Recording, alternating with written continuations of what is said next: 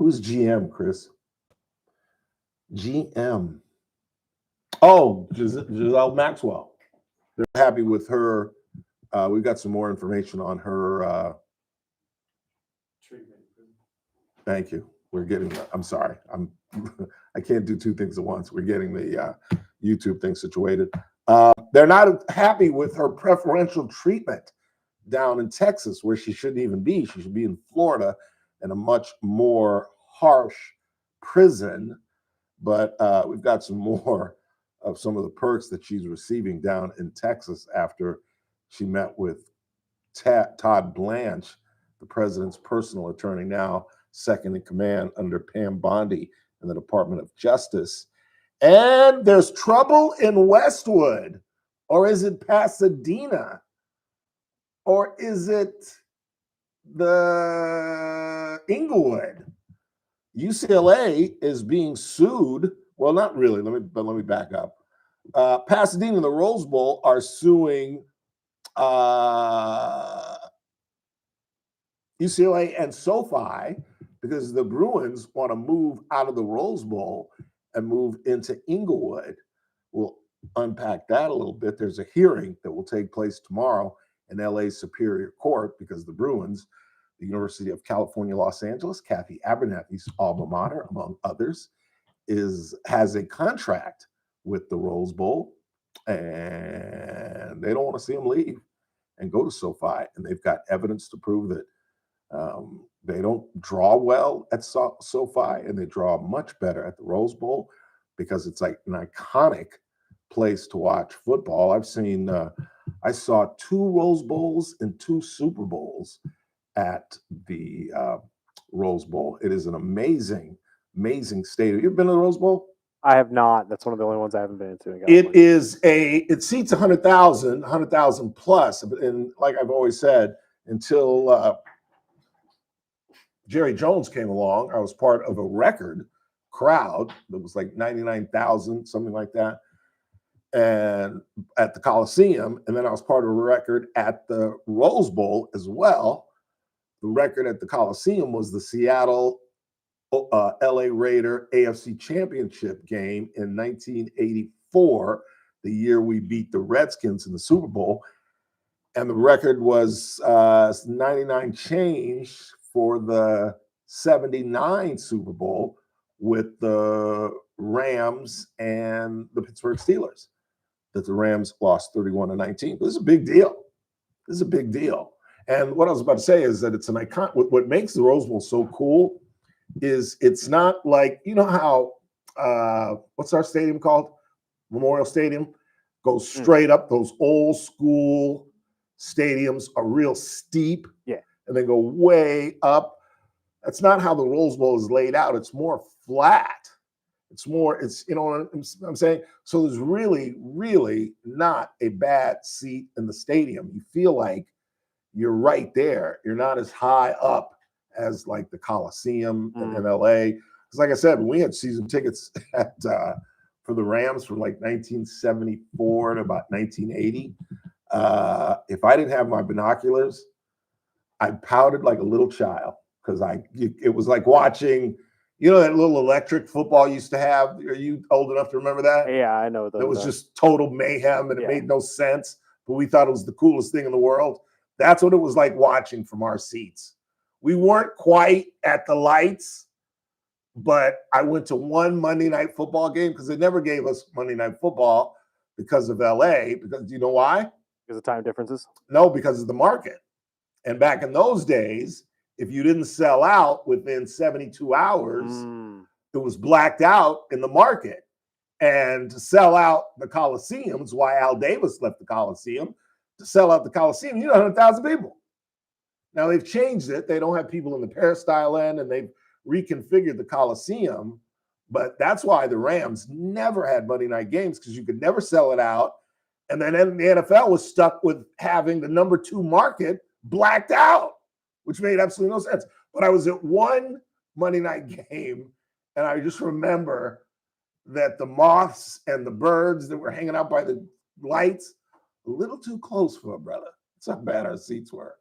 My uncle used to say, when he would give my dad crap, he would say, when we get there, we give them the ticket stubs and they give us folding chairs and just say, go straight up. My dad would be like, you ungrateful son of a gun, you ain't going next weekend.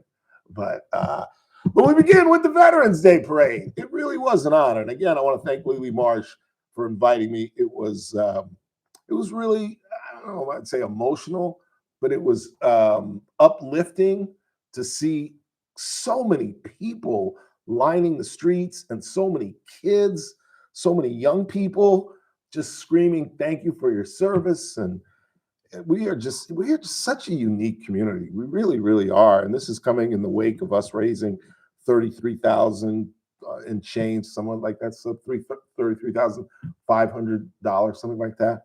And it's just, I'm never, you never seem to stop amazing me, this community, in terms of your graciousness and your dedication to our veterans and your love for our veterans. And it was a really fun morning. It really was. Let's go ahead and take our first break and we'll get into the business of the day. The Senate passed the bill to end the shutdown, and now congressmen who've been out of work for some 50 days, getting checks, of course, but Congress has not been in session for almost 2 months. They're all scurrying back to Washington for a vote tomorrow, which I think will formally end the shutdown. I heard Tim Burkett, Republican from Tennessee, who I like. I really genuinely like. And he was on and he was talking about the shutdown, and he said, well, I'm not taking a check during this shutdown. I have volunteered my check. I'm not taking any money.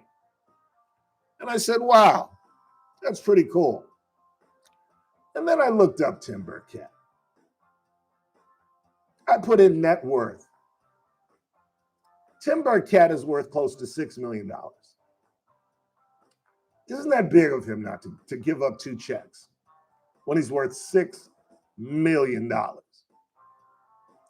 And how did he go from 2018 being worth $250,000 with $174,000 salary to 2025, he's now worth millions?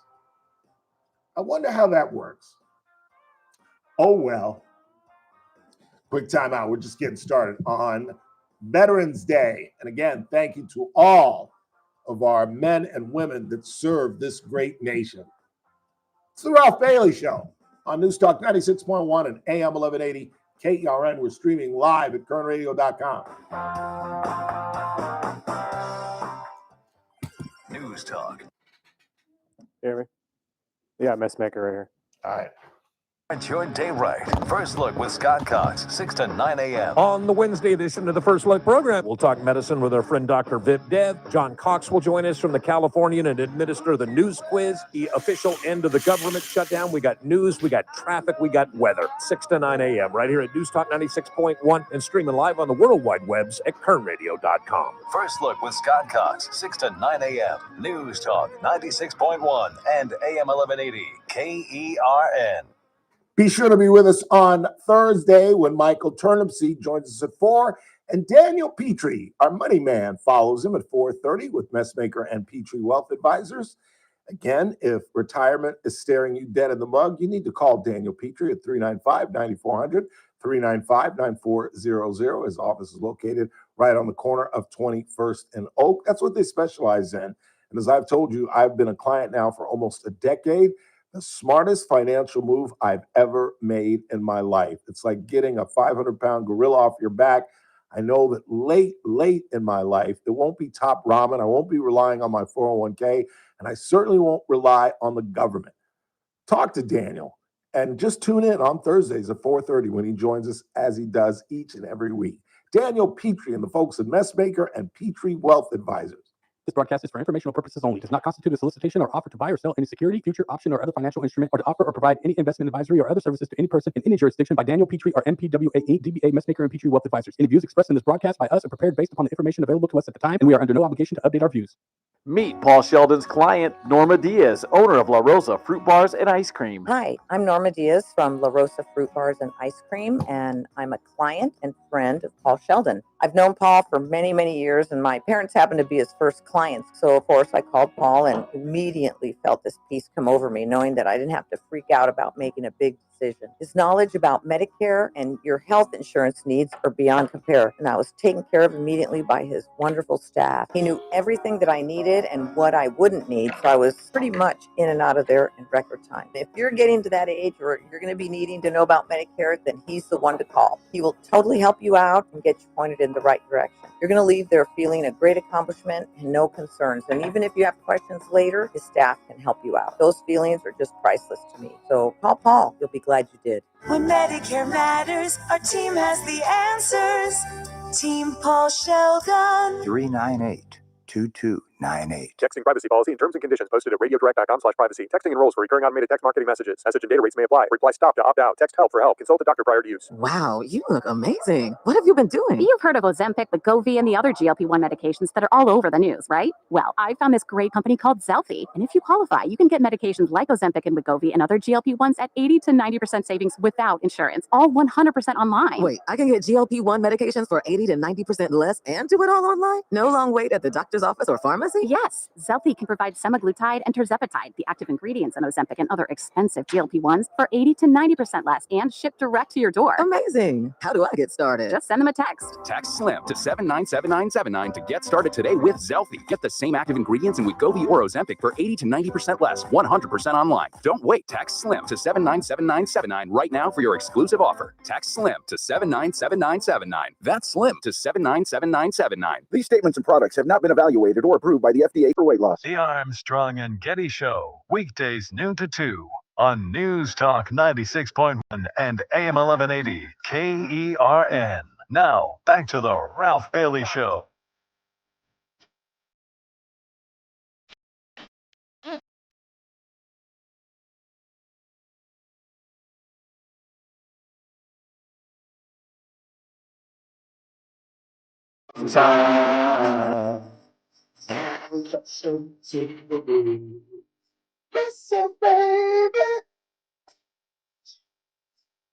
So you remember when I sent my scorecard to Zucchini? Okay. Said, I'm coming for you, boy. Shot one of my lowest rounds ever. What did he reply? He shot a 79 today. He shot a 79. He was one over on the front. He should have shot a 75, but he crapped the bed on 16 and 18. He said he hit a tree, and he said he put it in the woods. He hit a tree. It went 25 yards back. He got on in 4 and then 3 jacked. And then he parred 17, and then he hit another tree on 18, and he double bogeyed 17 and 18, and still shot a 79. At one point, from 7 to 10, he was two under. He went par, birdie, par, par, par to and finish the front 9, and then he birdied 10. So for those 6 holes, he was 2 under par, and he hadn't played in 3 months. And I said, I'm coming after you. And you know what he wrote under his scorecard? You ain't ready. I love that. I'm sorry. I hope he's not listening, but I love that. I really do. Meantime, it appears the government is about to reopen. And it appears that Chuck Schumer's head is on the end of a pole. The Democratic Party is fighting within itself because there now is either, I don't know whether it's a generational divide or it is what's the word I'm looking for? A political divide, a ideological divide. Because the reality is there are 2 factions within the Democratic Party, and Republicans, we have to admit this if we're going to win. You can't be in denial and think you can still win. You can't be Kevin Stefanski and just deny the fact that your quarterback sucks and think you're going to win and not identify the problem. And the issue with the Democratic Party is there are two factions. One was extremely successful last Tuesday, and so was the other. The other being the centrist within the party, that Spanberger in Virginia, who destroyed a pretty good candidate, Lieutenant Governor Winnie Sears, and Mikey Sherrill, who destroyed John Cattarelli, who just lost 4 years ago to an incumbent by 2 percentage points. So he's knocking on the door to be governor, thinking my next go round will get me over the top, and he gets destroyed. He gets absolutely destroyed. Now, as I explained earlier in the week, nobody was going to win in Virginia. With federal workers being unemployed or thinking that they're going to get whacked while they should, that's why the Democrats extended the shutdown. As we all told you, Kathy told you, I told you that as soon as this Tuesday election would be over, there would be some come to Jesus meeting and this thing would be over, because the Democrats wanted chaos going into that, knowing that even a guy who said he wanted to kill a speaker of the House in Virginia and watch his children die in his woman's arms, not only won, but won by 6 points. He won going away, a damaged, horrible human being, because those federal workers are mad at the Republican Party, and that's where they live. Those folks that live in D.C., they don't live in D.C. They either live in Fairfax County, Loudoun County, those affluent, really wealthy counties outside of D.C. and Virginia, or in the suburbs of Maryland. One of the two. They don't live in D.C. Only the really, really, really, really rich live in like Georgetown and Bethesda, but Bethesda's Maryland. Georgetown, is that Georgetown? Is Georgetown part of Washington? Please stand by. Hey, Siri, is Georgetown part of Washington, D.C.? Thought it was. I think it is too. Georgetown University is in Washington. Yeah, well, the There's university's in D.C. I knew that, but I don't know if the community, but anyway. So there was no possibility in Virginia. No possibility. Should have been closer, but, and then there's the Bernie Sanders, Zoran Mamdani, AOC, Ilhan Omar, that section of the party, which is beginning to dominate and is pushing Chuck, because Chuck Schumer's done. Chuck Schumer, if he was smart, would just quit now. He's not up for election for another 2 years, but he's cooked. They are so mad at him because they've waited all this time. And we played you that compilation yesterday from Democratic legislators using the word almost to a person. In fact, I think it was to a person. Every single one of them used the word leverage. And they're using the extensions of the ACA, those tax credits, the extension of those as their leverage, which impacts about 22 million people, but they don't give a damn about SNAP, which affected 42 million people. They should see this as a victory, but instead they've lost leverage, and that's what it's all about. It has nothing to do with serving the community. It has nothing to do with health care. It's about the leverage. They really felt that finally, not since Obama, have we finally got Donald Trump on the run. We've got him by the short hairs, excuse my expression, and we gave it up. And for what? That's why the Republicans should counter, because this is chess. This is no longer checkers. And I'm sorry, it is a manipulative, crazy game that you have to play. It's called politics. And the Republicans should counter and give the Democratic Party exactly what they want. Why? For the very same reason I said yesterday, because you've done exactly what we've said we could have done for the last 40 days. You could have signed the CR, and then we'll negotiate the extension of Obamacare for 1 year. And now they look like idiots. You've held up for 41 days, and you got exactly what you've gotten. And if you had just negotiated with us and signed the CR, we could have done this 30, 40 days ago. But if we hold out, as Mike Johnson is implying, and we don't give them those extensions, then they can say, see, this is why we should have held out. This is why Schumer made a gargantuan mistake. I told you John Fetterman, the senator from Pennsylvania, was on The View. They skewered him. They treated Marjorie Taylor Greene like she was Queen Elizabeth, and they skewered Fetterman. Sonny Hostin was like, well, I think you're wrong, sir. He's saying, oh, it's so much better to open up the government and then negotiate on ACA.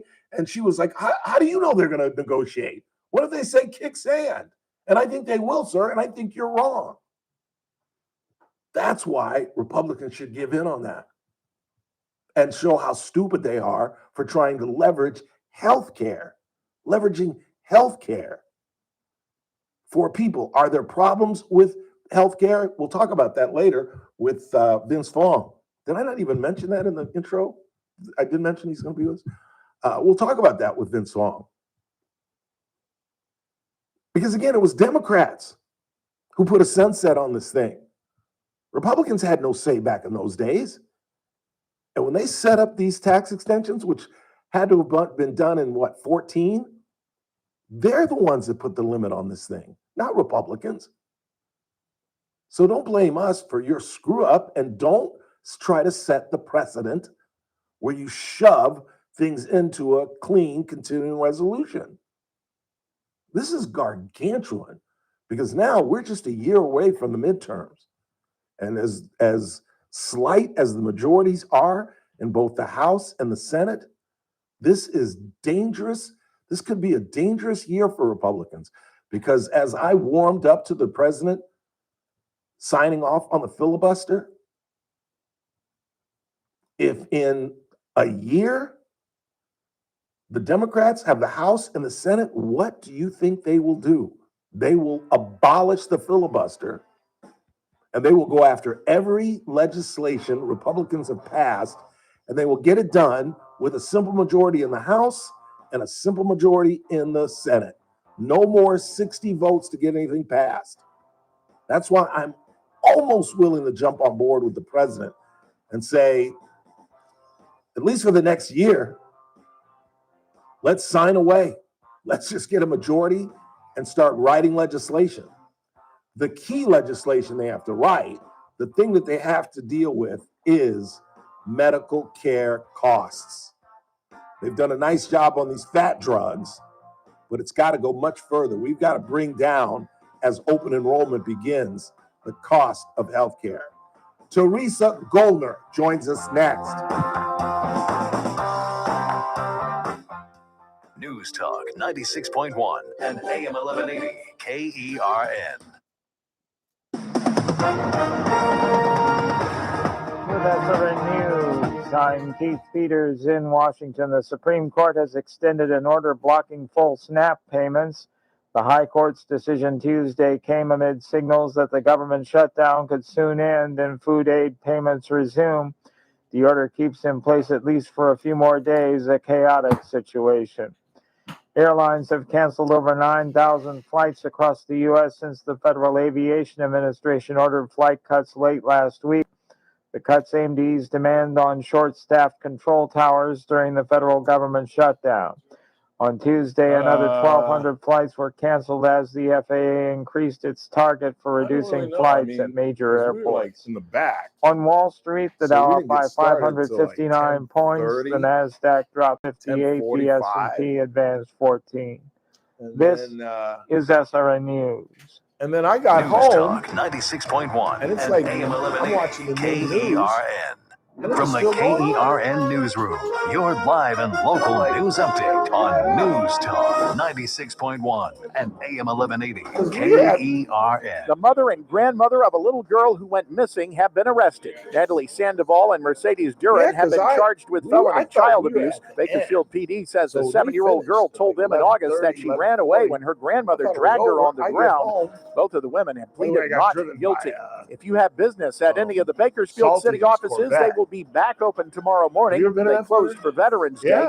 The He says 106th it's got Veterans Day 22,000 parade was miles this on it. morning Really and had drives several it. streets closed Dude, we were downtown. coming down A man who Truxton, was he making gave a threats and little suspected by police of being on you know drugs me, was I was like, arrested Monday hey, when he came in through the back door I of the was like, Bakersfield damn, Barbecue that Company thing- downtown. we The must have manager of gone the from restaurant 20 had to the customers all 60 go out the front in door. like 2 I'm Chris blocks. Davis in the I was KERN like, newsroom wow. with news every half He's like, hour yeah, I or take when it this to breaks Vegas on every News time I Talk go to my wife 96.1 and freaks AM out. 1180 It was KERN. You've got your That- whole life that ahead of thing you, was- so choose a that was Medicare something. plan you can count on. And that's I what have you a get with a message for Medicare you. Advantage plan from United Healthcare. No, you With know more who than it's from. 45 years experience Your serving its members, Peacock, United Healthcare has plans guy. with low monthly premiums that fit your life today and as your needs change tomorrow.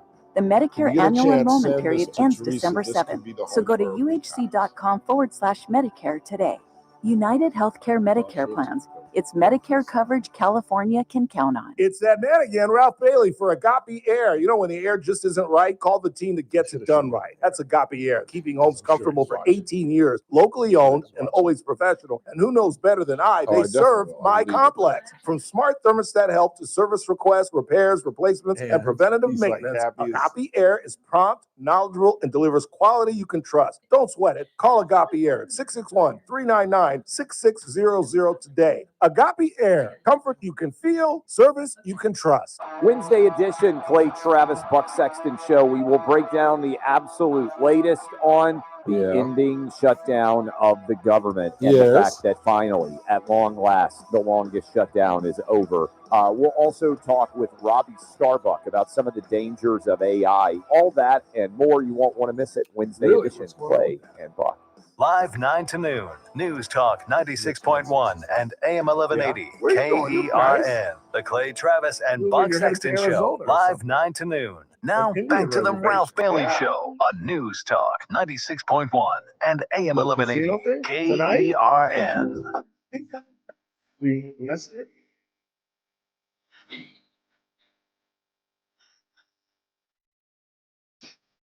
It's a Tuesday.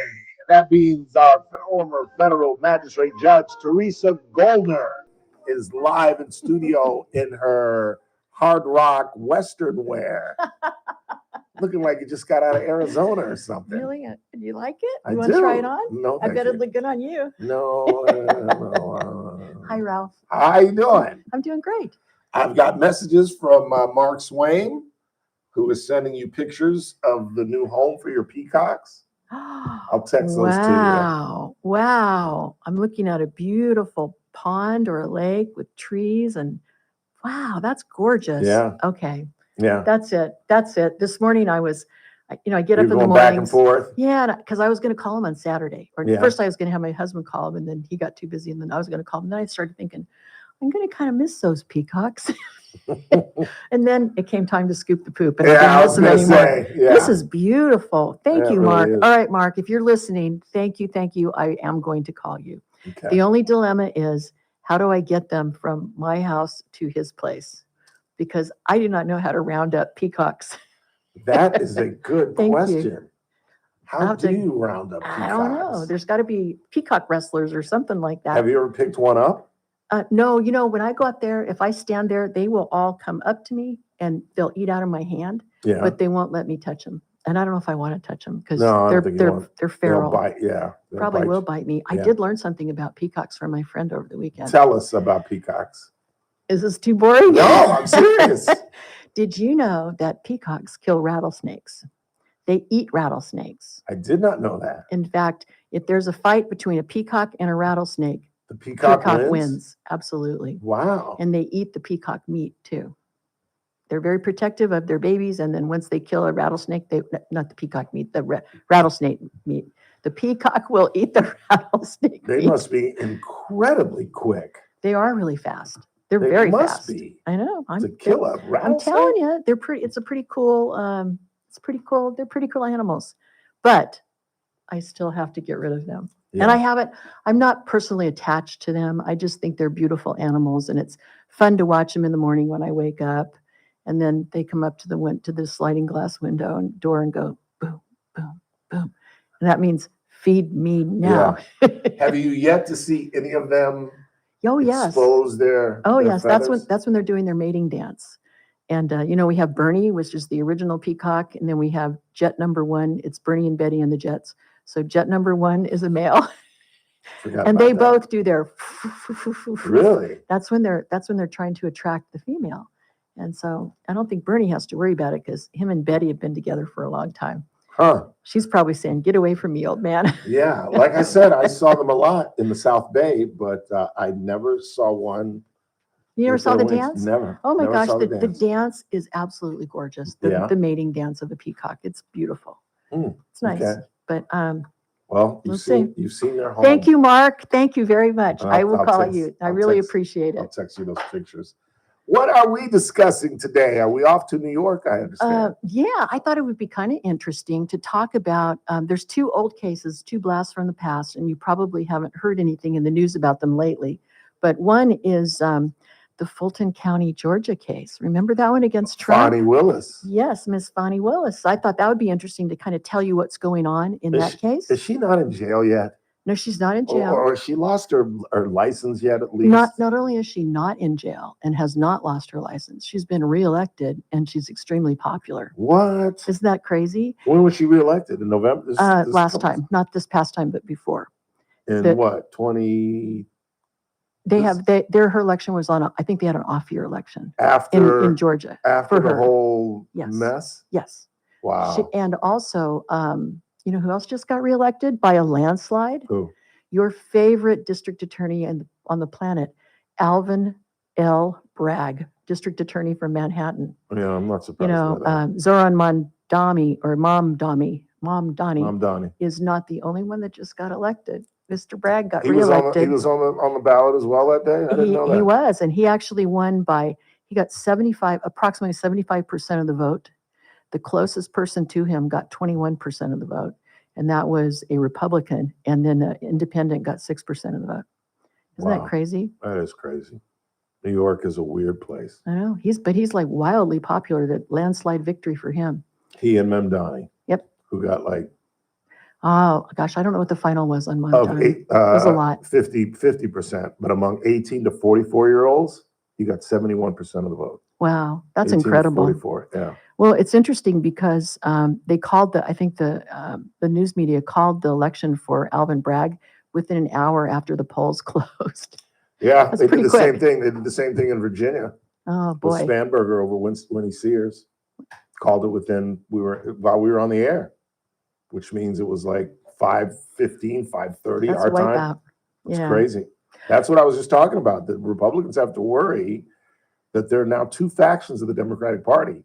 There's the Mamdani faction, and then there's the Mikey Sherrill, Abigail Spanberger, who won in purple states, very moderate, centrist Democrats. And those are the ones you have to worry about. I'm rooting for Mamdani. I'm rooting for Alvin Bragg. I'm rooting for Gavin Newsom. I'm rooting for AOC. I would love for them to be the face of the Democratic Party.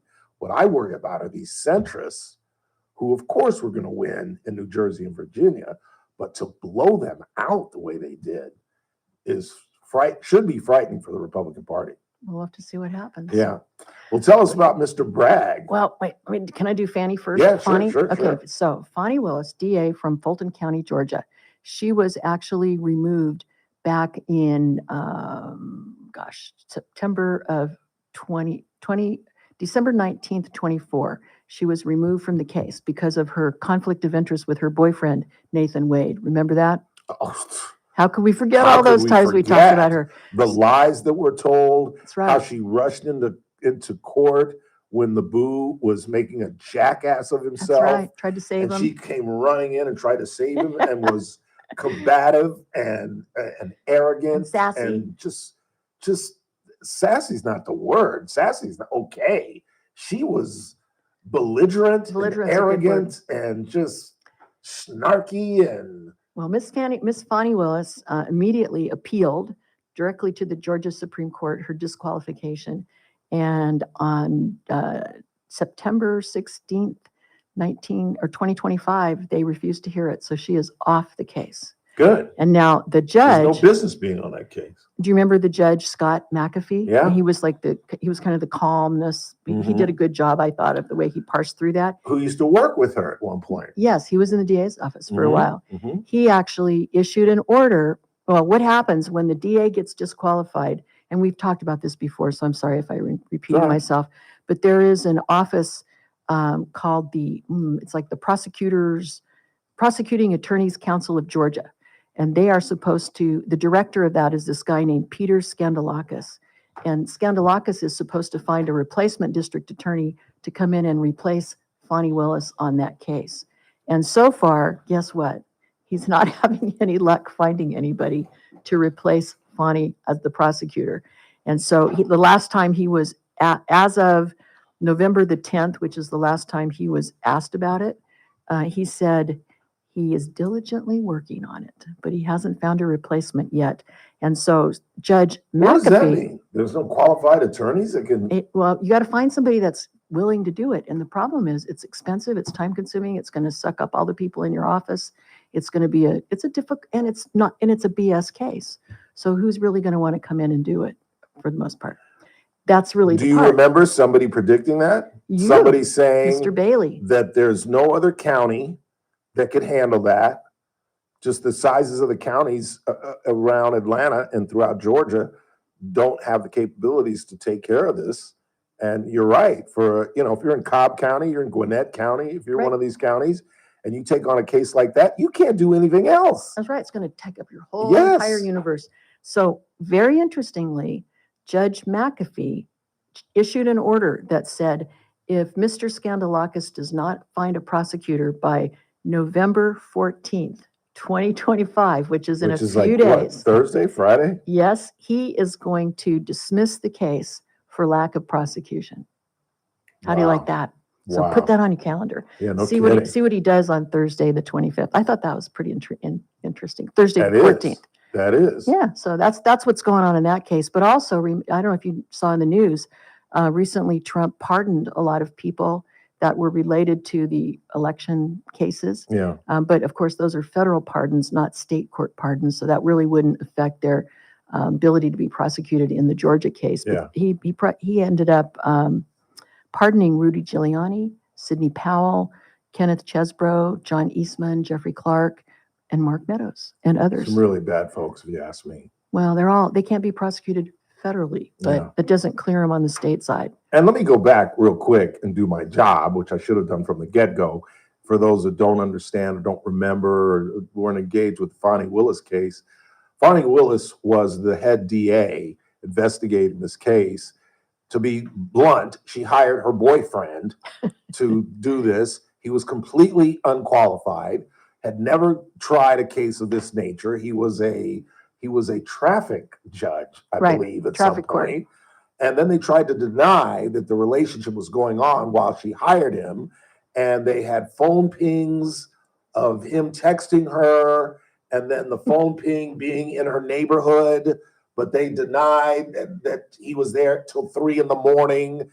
To be blunt, take my word on it, they were canoodling while she was paying him hundreds of thousands of dollars of Fulton County money, totally denied it. He went and testified. He was a horrendous witness.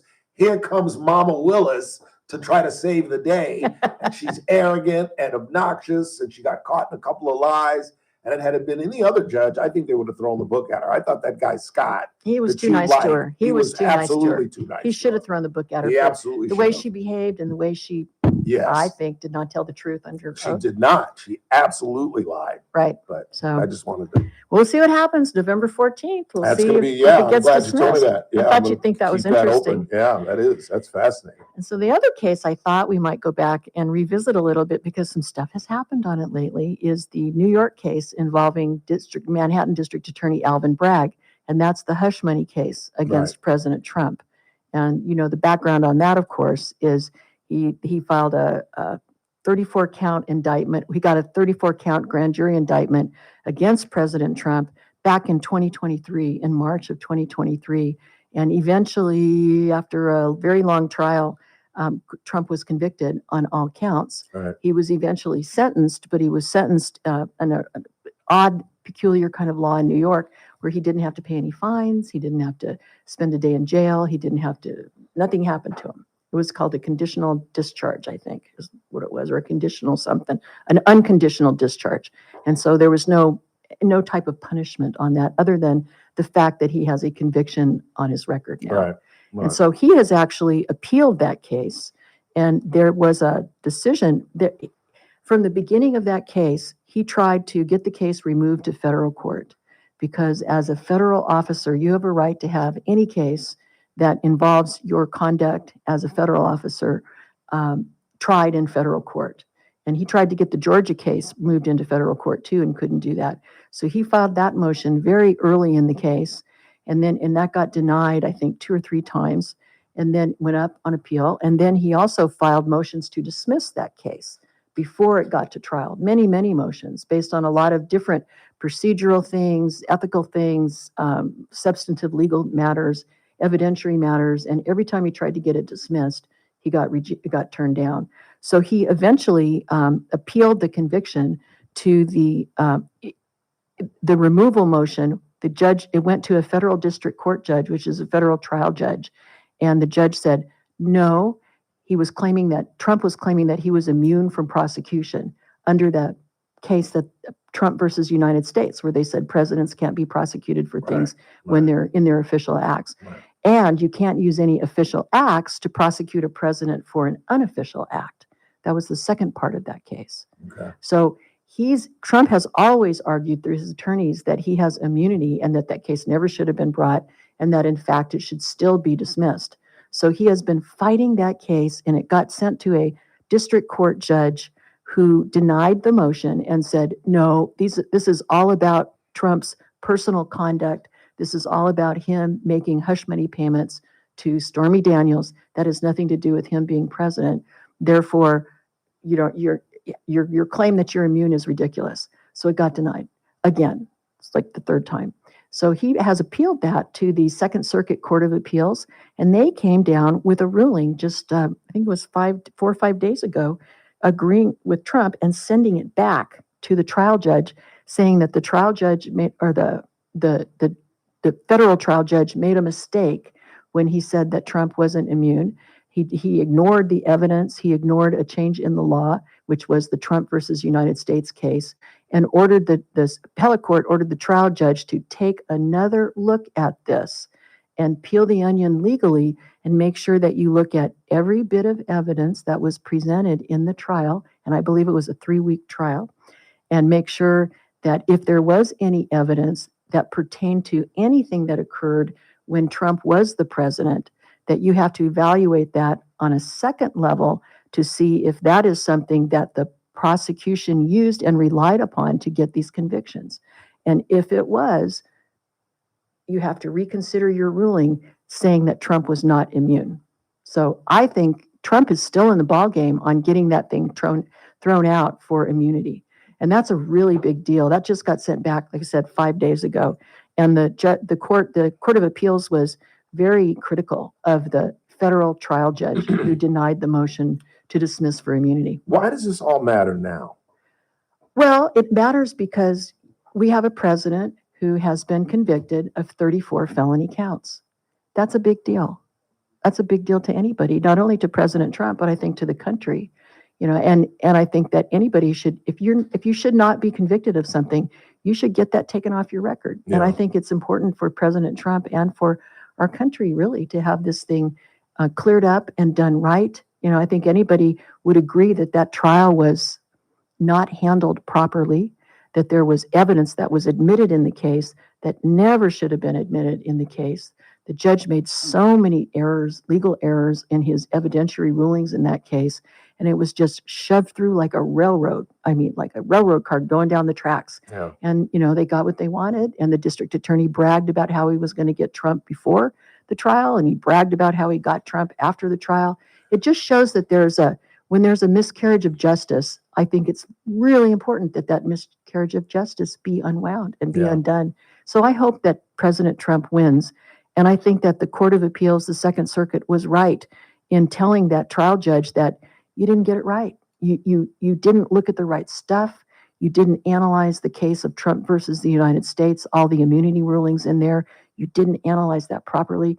Go back, slow down, take a deep breath, look at all the evidence, and consider its impact on the verdict. So they sent it back. They sent it back to the trial judge. And then what? Trial judge, then this is the federal court trial judge. Right. So the federal court trial judge has to issue a whole new ruling after considering all of the things that the Court of Appeals told them to look at. What if they don't? Then it'll get appealed back up again to the Second Circuit, and the Second Circuit will probably reverse it on its own if he ignores it. Why wouldn't they do that from the get-go? Because you need to, if you're on the appellate court, you got to let you have to have, it's kind of comedy, COMITY, towards the appellate court. You want to make sure that you respect their authority to correct their decisions if they've made a mistake. If it's an egregious mistake, you can go ahead and reverse it on your own if you want. But typically, appellate courts give trial judges the opportunity to correct their errors. Wasn't this an egregious error? I think President Trump would say Or that a it was. series of It was a series. egregious It was a errors? series of errors. Yeah.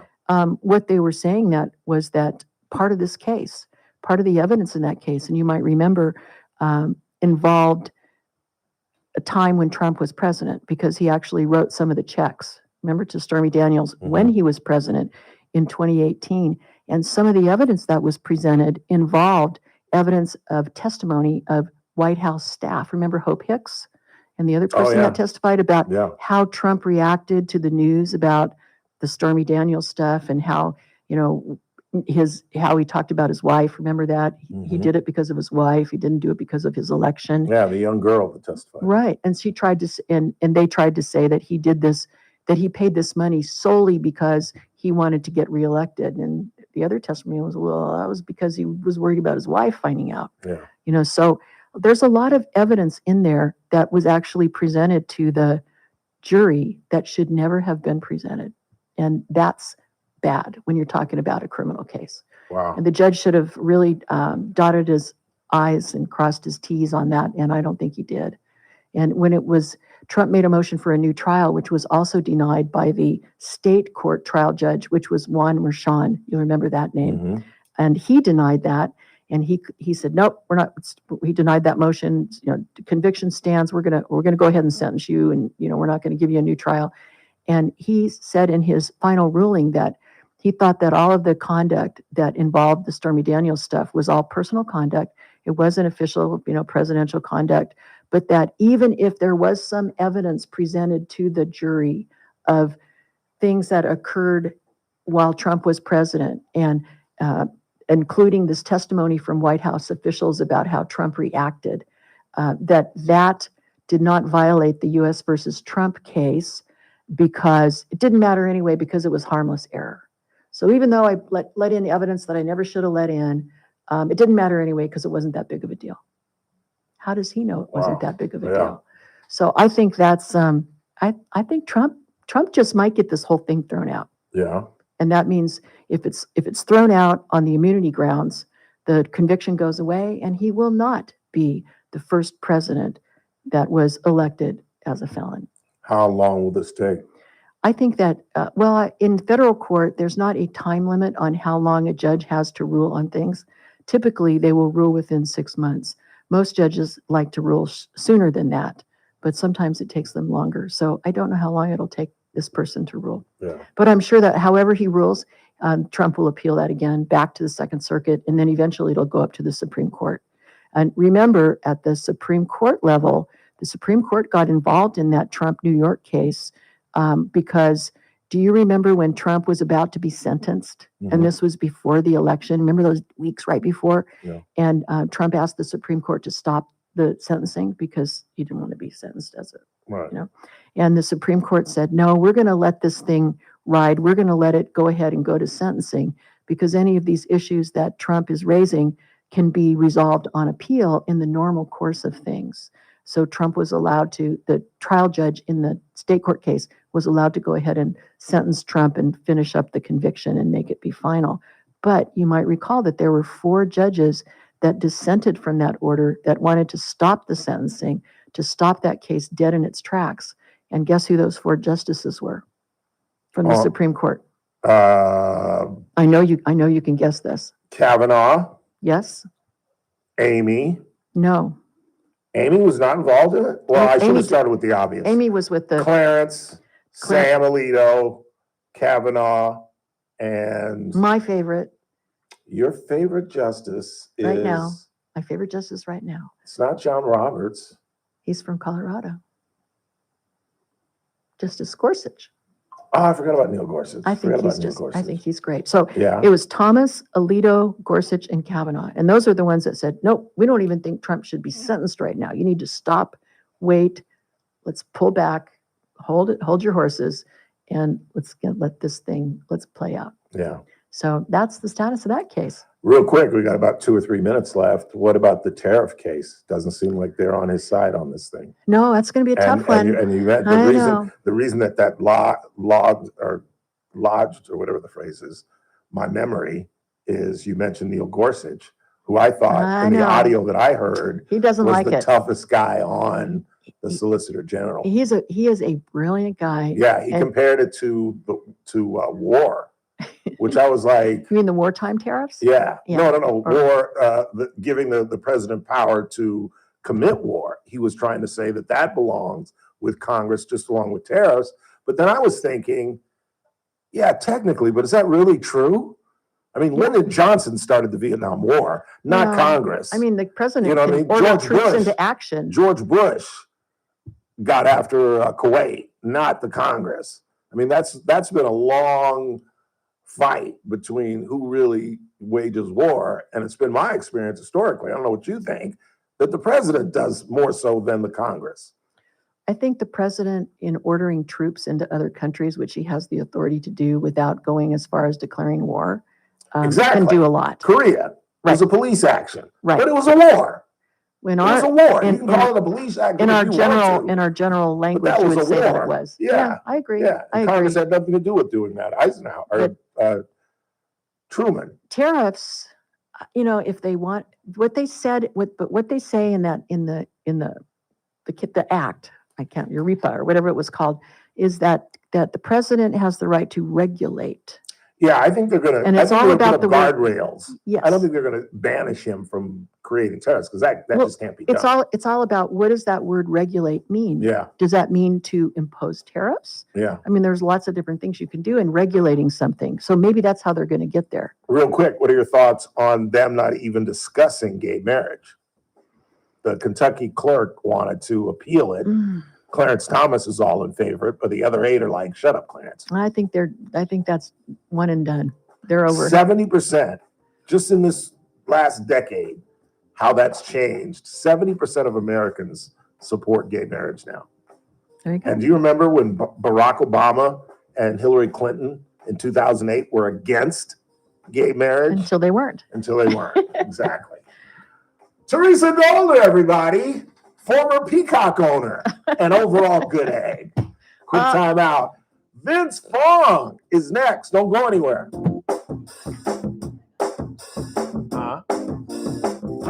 This is AM 1180 KERN. Green Acres. This is 96.1 FM. Bakersfield. Online at KERNradio.com. News this hour from townhall.com. I'm Keith Peters in Washington. Yeah, to scare off. The United States celebrated its Veterans Today on what used to be called Armistice Day, commemorating the end of World War I. Speaking with the Salem Radio Network, retired Lieutenant Colonel Robert McGinnis says on Veterans Day it's important to remember the sacrifice of our military personnel deployed in other countries. We have people in the 7 seas and in the air spaces, and they're separated from their families. And so we celebrate their commitment, unlike some politicians who don't see the importance of maintaining stability, the security of this country by continuing to keep the government funded so it can operate efficiently. We stand up against adversaries that are very serious. A judge Yeah. adopts a new Did you hear what's going congressional on? We didn't map have in time to get into it, Utah. but you hear what's going on with Correspondent Letitia Mike James Kempen about reports. her? Judge Diana Gibson That has Virginia adopted an home alternate proposal, that she giving claimed Democrats was a her strong primary, shot and at said it flipping a wasn't. seat in next year's Yeah. midterm elections. And then she said that Gibson her ruled the niece map passed lived last there. month by the Well, apparently, legislature folks found out unduly that the favors cops Republicans are and constantly, disfavors Democrats. that there have been She at least selected a map 20 drawn by calls, voting rights 20 groups police that calls keeps to that Democratic-heavy residence. Salt Lake City almost entirely just within one district. noise, Republicans hold all 4 of Utah's all this U.S. kind of House seats. dated The little newly bit approved personal. map gives Democrats a much better chance to flip a seat in a state that Oh, has yeah. not had a Democrat in Congress since I don't think 2021. they're going to get her. I'm Mike Hempen. The Supreme Court has extended an order blocking full SNAP What was payments. it, 1,800 The bucks? High Court's decision Tuesday came amid signals that the 18,000? government shutdown could soon it end and 18,000? food aid It was payments 18,000. resume. On Wall Street, the Dow up by 559 points. More at And nobody's talking about the fact that townhall.com. she claimed that she was married to her dad. Americans everywhere Nobody are on talked about edge. that. They The just government talked about the fact shutdown that has she dragged on, and every day that did go passes, back the and tell markets them grow more this isn't uncertain. mine. When anxiety grips Wall Street, the No, first they thing that don't takes the hit mention is your But they do retirement mention savings, that. your She did IRA, say your 401k. Everything She you've did go worked for back can and suffer a say, loss of value "This is virtually not overnight. mine." And now, with the Fed preparing another rate cut, precious metals are poised for Residents. dramatic gains in the coming weeks. But That's they why don't talk so about many the fact that Americans she are put calling down a Advantage money Gold at 800-741-GOLD to learn how to roll over a portion of their retirement funds into physical gold and silver. When paper assets crumble under government dysfunction and global tension, precious metals stand firm. Don't wait for the next market shock to erase what you've saved. Call Advantage Gold at 800-741-GOLD. Get your free gold kit now. It'll show you exactly how to secure your IRA or 401k with tangible assets. Call 800-741-4653 now. Consult your financial advisor before investing. Call 800-741-GOLD. From the KERN Newsroom, your live and local news update on News Talk 96.1 and AM 1180 KERN. The people lined the streets, and the streets were full. Yeah, that was fun. I'm Chris That was Davis. fun. Thank That you. was for the Veterans Day Have fun Parade tonight. downtown You're going this down morning. Jackie is founder of In God We Trust America, displaying our national motto, In God We Trust, in the Bakersfield City Hall chamber. Some of the sounds from the parade as the Grand Marshal and family made their way through downtown in a convertible caddy. This patriotic campaign is spreading across America, folks. Though there were plenty of nice cars and fancy floats, the theme was showing the people of Kern County who have served how much they are appreciated. They're gonna gamble. They're gonna Someone give you else who chips, was appreciated was the manager of the and then feed Bakersfield you. Barbecue Company, who got between a I am ranting a and poker raving player. man and the customers Monday, urging the they'll patrons probably have outside the front door blackjack when the man forcibly made his way in the back, say police. That man, who police say had been trying to break into cars before coming inside, was charged with attempted carjacking and making threats and is suspected of having been on drugs. Some of the snow expected in the mountains could get serious, says the National Weather Service. They issued a winter storm warning for the south end of the Upper Sierra, and that is in effect from early Thursday through Friday, with as much as a foot of snow possible, along with winds of 40 miles per hour. They say you may have a tough time getting around if you are traveling that way. Have fun. They've not only remodeled the place, but the folks at Dress for Success say they want you to come by and see how they've expanded the nonprofit's mission at a ribbon cutting set for Thursday at 5 o'clock at the 17th Street location. They're all about helping women find economic independence, they say, and they'll soon be offering workforce readiness programs for the whole community. I'm Chris Davis in the KERN Newsroom with news every half hour or when it breaks on News Talk 96.1 and AM 1180 KERN. Although he may be flying out to What do you think? This is the Army where you shoot them a mile away? You got to get up close like this. Tuesday? Bing, you blow their brains all over your nice Ivy League suit. November 11th, 4 o'clock. It's the Ralph Bailey Show on News Talk 96.1 and AM 1180 KERN. Now make sure you leave the house when you make the call. You understand me? You hear me? Call from an outside line. I mean it. Call in or text to 661-842-KERN. That's 661-842-5376. Listen live at KERNradio.com. Now, the host you've been waiting all day for. Live from the KERN studio, here's Ralph Bailey. Hour 2 of the broadcast. She says, try again. Says Allie. Lovely Allie. How do you pronounce your last name? Trujillo, Vince Fong's right-hand gal. He's our next guest. I want to thank Teresa Goldner. That was fun. And Mark, you can expect a phone call pretty soon, and I'll text her the pictures of her. That is an interesting question. How the Sam Hill do you round up 8 wild peacocks? Boy, howdy, I would not want to be involved in that because they are not going to go willingly. And if they can kill a rattlesnake, that's a bird I don't want to mess with.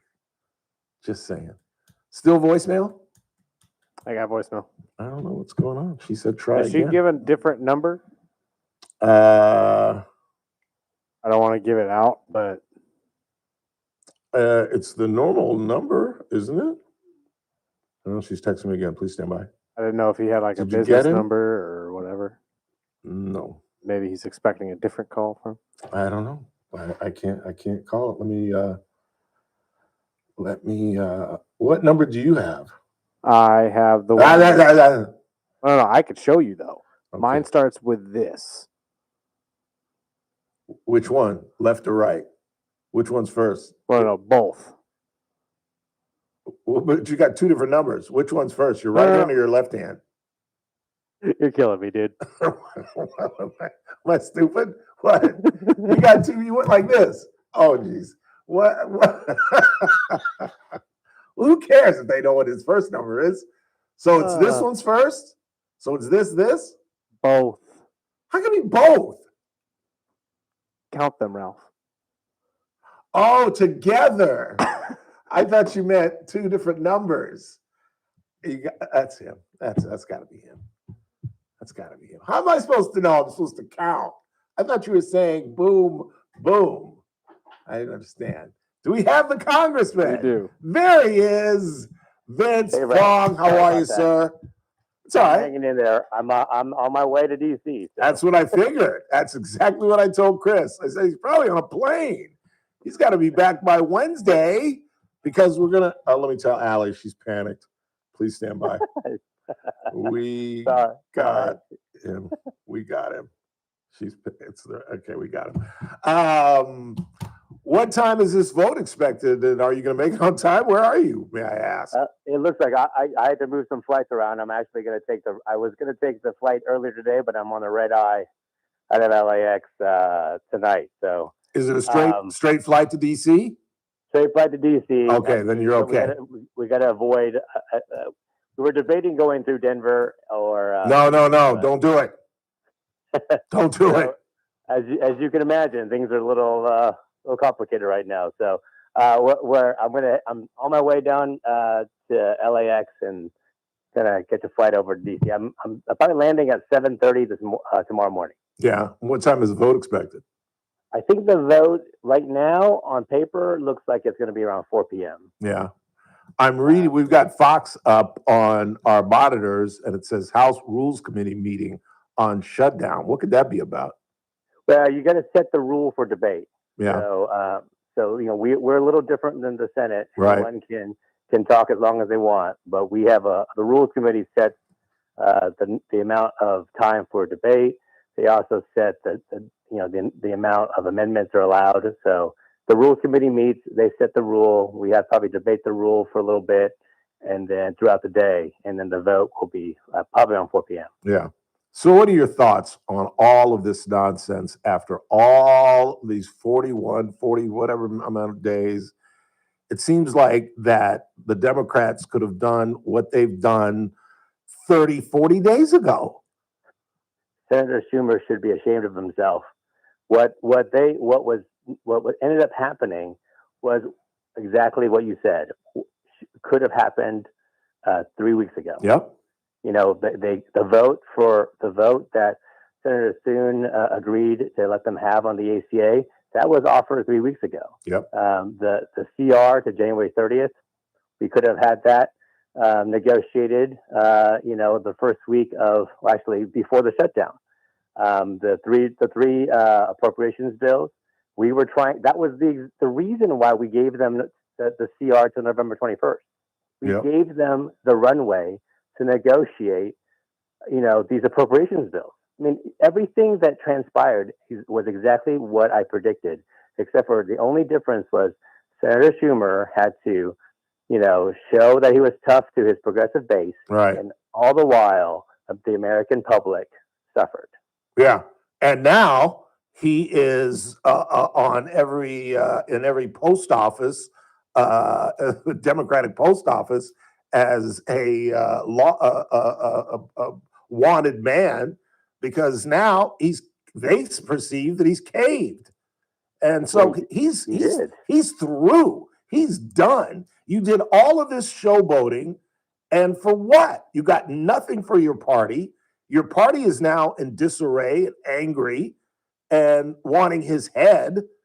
And in the meantime, we've kept, 2 checks from air traffic controllers. We've put safety at risk. We've had thousands and thousands of cancellations and delays, and they've got nothing out of it. It's the most ridiculous thing I have ever seen in my life in federal government. I mean, again, well, I don't expect Senator Schumer to be removed, but look at no one wins in a shutdown. This was his first mistake. He thought he could leverage, the American people. And this never worked. This never works throughout history. You had military families in limbo. You had SNAP benefits that were canceled or that were curtailed. You have air traffic controllers. I met with our local air traffic controllers locally. I mean, they've missed 2 paychecks. The one air traffic controller I met, he was engaged. He is engaged to be married in next December. The other air traffic controller I met, family of 3, from teenage years all the way down to 3 years old. I mean, these are real people. Yeah. That are being harmed and hurt. God bless them for working without pay. When I was I've gone back to DC every single week that the shutdown has transpired, trying to talk some sense into the Senate, talking to the TSA agents, at our airports. I mean, they were working without pay. I mean, there's this real anxiety that was created, and it never should have happened. Yeah. So what happens now is in terms of those extensions, those tax credits, those ACA tax credits, it sounds to me that Mike Johnson may not even let that on the floor. It got by the Senate, but do you think it would pass in the House? Well, one, it has to pass the Senate first, and I don't think it's going to. But look, there's going to be time for negotiations. There's, again, as we talked before, these negotiations and talks about healthcare have been ongoing. We did it. We did the first part in the One Big Beautiful Bill, and these ACA subsidies were temporary by design. By the Democrats. By Democrats to expire. And so now we've got to deal with this affordability crisis that existed before these ACA subsidies were put in. I mean, there are so many subsidies, so many tax credits that have complicated the healthcare space. We got to simplify all that. We got to put some guardrails on a lot of these income assistance programs. I mean, as stated before, I mean, you've got people that make close to $500,000, getting subsidies at the same amount that those who live on the poverty level. That's not right. Yeah. And so, we're going to have to deal with healthcare, but you don't hold the federal government and the American people hostage when this is occurring. You've got to be able to have a cogent, calm, at least relatively calm, a debate and discussion and negotiation. But, Senator Schumer wants to basically leverage everybody for what his progressive base wants. And that's just not a true negotiation. So my hope and expectation is that the federal government reopens, Wednesday night. We get this to the president. He opens the government. Then, we'll begin to work through the appropriations bills. So we're going to have the 3 signed into law.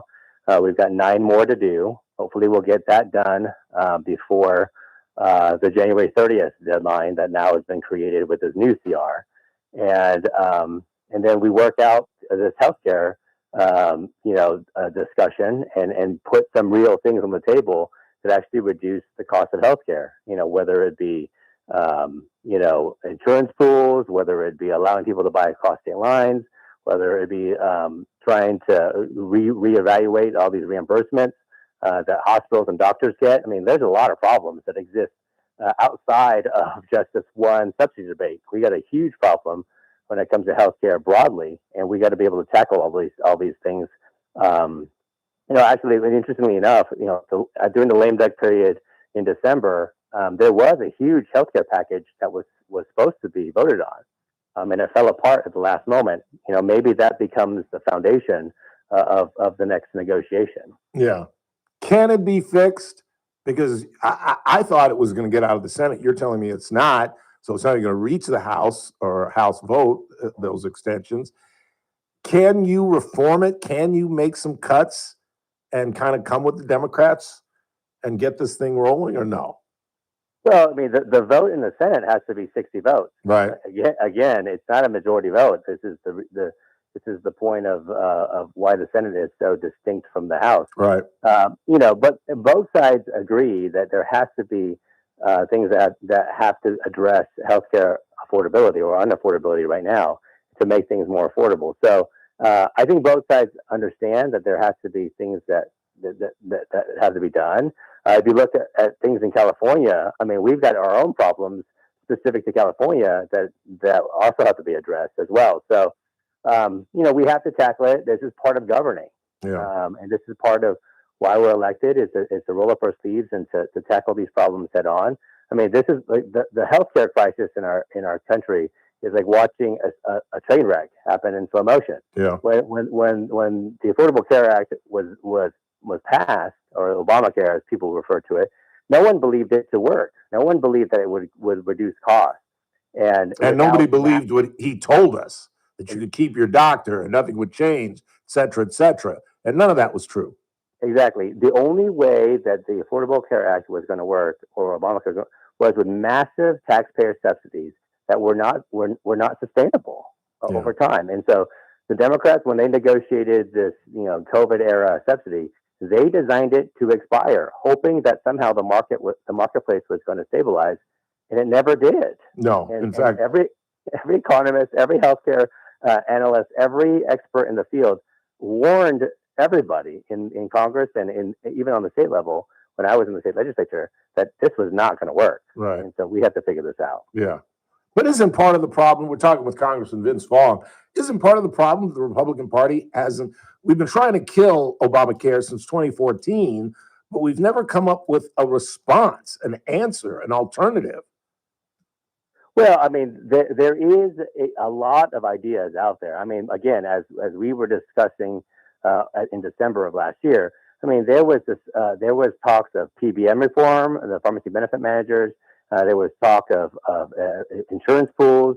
There was talk of changing and increasing the reimbursement rates to doctors and hospitals that right now are on the brink of closure because the federal government and the state governments weren't reimbursing at the same level. You have other reforms, like whether it be site neutrality and other things. That these are wonky terms, but these are massive. They could create massive amounts of savings and changes to the way that we deliver healthcare to make it better. And again, most of the debates, this is also an important point to make, which is the debates that we have in Congress. There's a healthcare financing debate and there are healthcare debates. Right. How do we make things more affordable? That is certainly part of the financing side of it. But then, how do we make people more healthy? Yeah. How do we cover more treatments? How do we find more cures? I mean, if we cured cancer, we cured a lot of these chronic diseases. I mean, just imagine the savings that would occur. Yeah. That we currently pay for. And I think go ahead. Go ahead. I just think lowering the price on some of these weight loss drugs is gargantuan, because we know that weight is one of the prime issues of health issues, diabetes, heart disease, stroke, et cetera, et cetera. If we can get a generation or two that isn't obese like most of this current generation, we can start doing preventative medicine and not reacting. And it's great that you mentioned that point, because during this whole shutdown, what hasn't been covered? The lowering of the price. Yeah. The lowering of the prices. Yeah. The president has negotiated, the coverage of a lot of these GLP-1s a lot of these drugs that are going to create a pathway to weight loss, reduce obesity. You have a lot of brand drugs that have been negotiated by the president to a lower cost. That's going to be covered under Medicaid programs. So now state governments are going to be able to have access to a lot of these drugs at a lower cost, which actually is not only going to help the federal government, it's also going to help state budgets. Yeah. Because now Medi-Cal can have access to drugs at a cheaper rate. Yeah. So all of these things are happening. All of these things have been announced over the last 2 weeks. No one is talking about it. No one is covering it because everyone's been so focused on the shutdown. Yeah, absolutely. Talking with Vince Fong, I'm running out of time. Two quick points before I let you go. The president has quadrupled down on ending the filibuster. I thought he was nuts until I heard him say one thing, and it caught my attention. He said, look, if we don't do it, they will. They've already tried. If it weren't for Joe Manchin, and I forget who the other senator was that stopped them, they're going to do it. And then I started realizing if they were to do that, if they end the filibuster and go on a majority, they're going to pack the court, Vince. They're going to create 2 new states out of Puerto Rico and D.C. They're going to get rid of any attempt to get voter ID. They're going to change this world. So he's saying, let's fire first. Now, I'm still not real in favor of that because I think it becomes a ping pong thing, who's in government, but he makes a pretty good point. They're going to do it. So why don't we get a shot off first? What do you think? Well, I've talked to a number of senators and I've watched a few of them give interviews. I don't think there is at the moment the votes to probably change the filibuster in the Senate right now. I know the president is rightfully frustrated at the Senate. And look, no one is probably as frustrated as him. I'm pretty frustrated right now with the 40 days that we've had to take to open the government. So, I think there's been some changes that the Senate has done. I think you look at them changing the rules to get the president's appointments through. Right. That has occurred, but the Senate is very protective of their rules, and so I'm not in the Senate, but from my conversations with those in the Senate, it's still an uphill battle to persuade them to change that big, to take the nuclear option and move it forward. Do you think Democrats will? If in fact if they get in power? Well, they tried it before. Yeah. And Senator Manchin and I forget who. Sinema from Arizona, That's exactly who it was. Yep. They both protected the filibuster, knowing that the irony is that if you're Chuck Schumer, you should thank Manchin and Sinema for at least giving them the tool to the filibuster for this moment. But we look at it now and say, that was probably the dumbest thing Schumer could have done, is to use the filibuster to hold the government hostage. But this is inside baseball for those in the Senate. I don't know. I don't see the Senate changing those rules. They're very, very protective of that. Yeah, that's good to hear. I'll leave you with this. What's your take on New Jersey and Virginia? I discount Virginia, as I've told the audience, because I think there are a lot of angry federal workers who are living in Virginia who are going to be mad at the Republican Party. But New Jersey, where Citarelli lost by 2 percentage points to an incumbent 4 years ago, and then got his draws blown off by a centrist, moderate Democrat, does that concern you at all? Well, no, not really. I think we looking at the numbers that we had. We were expecting those results. Clearly, we were hoping for a different outcome, but these were heavily blue states. The Democrats certainly have an energetic progressive base. We certainly can't discount it, right? We have to learn lessons as well going into the November election. But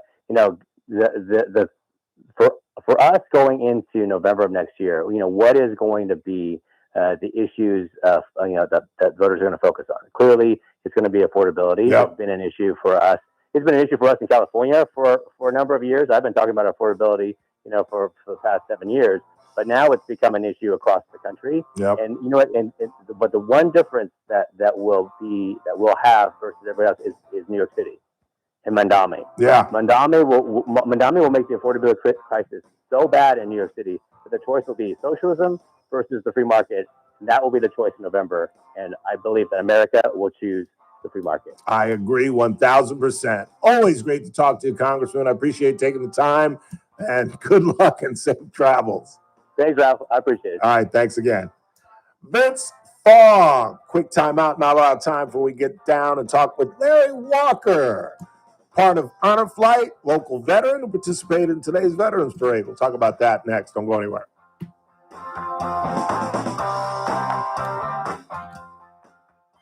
News Talk 96.1 and AM 1180 KERN.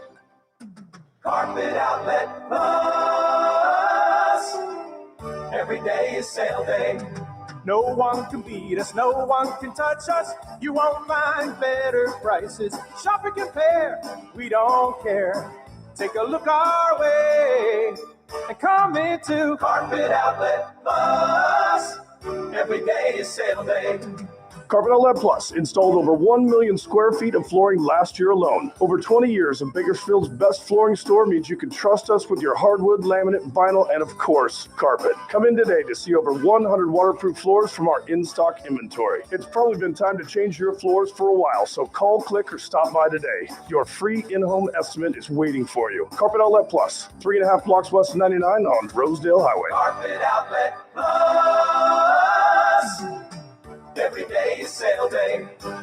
King Door Company continues to set the standard in the garage door industry, and I'm here to tell you a few of the reasons why. First off, King Door carries Clopay garage panels and LiftMaster openers, so you're guaranteed quality and reliability well beyond the reach of most garage door companies, and it just gets better from there. King Door has a fleet of fully stocked service trucks with all the parts and tools to handle any job quickly and efficiently, and those trucks are manned by the most knowledgeable technicians anywhere. They have all the technical expertise imaginable and the most up-to-the-minute training available. In fact, King Door is so committed to training that they have the King Door Academy, a full-size, state-of-the-art classroom right on the premises with all the latest teaching aids, including working garage doors to simulate any installation, repair, or technique. Your garage door is a very important part of the safety, security, and look of your home, so don't trust it to anyone but King Door Company. Call them today at 397-2744, stop by the showroom at 7450 District Boulevard, or check them out online at kingdoor.com. King Door Company, your company with the pride of a lion. I'm JR Flores. Catch my show, The JR Show, weekdays at 2 p.m. Now, back to the Ralph Bailey Show on News Talk 96.1 and AM 1180 KERN. That was interesting. There was only one disagreement in that conversation. I think, well, thank you. That's Allie.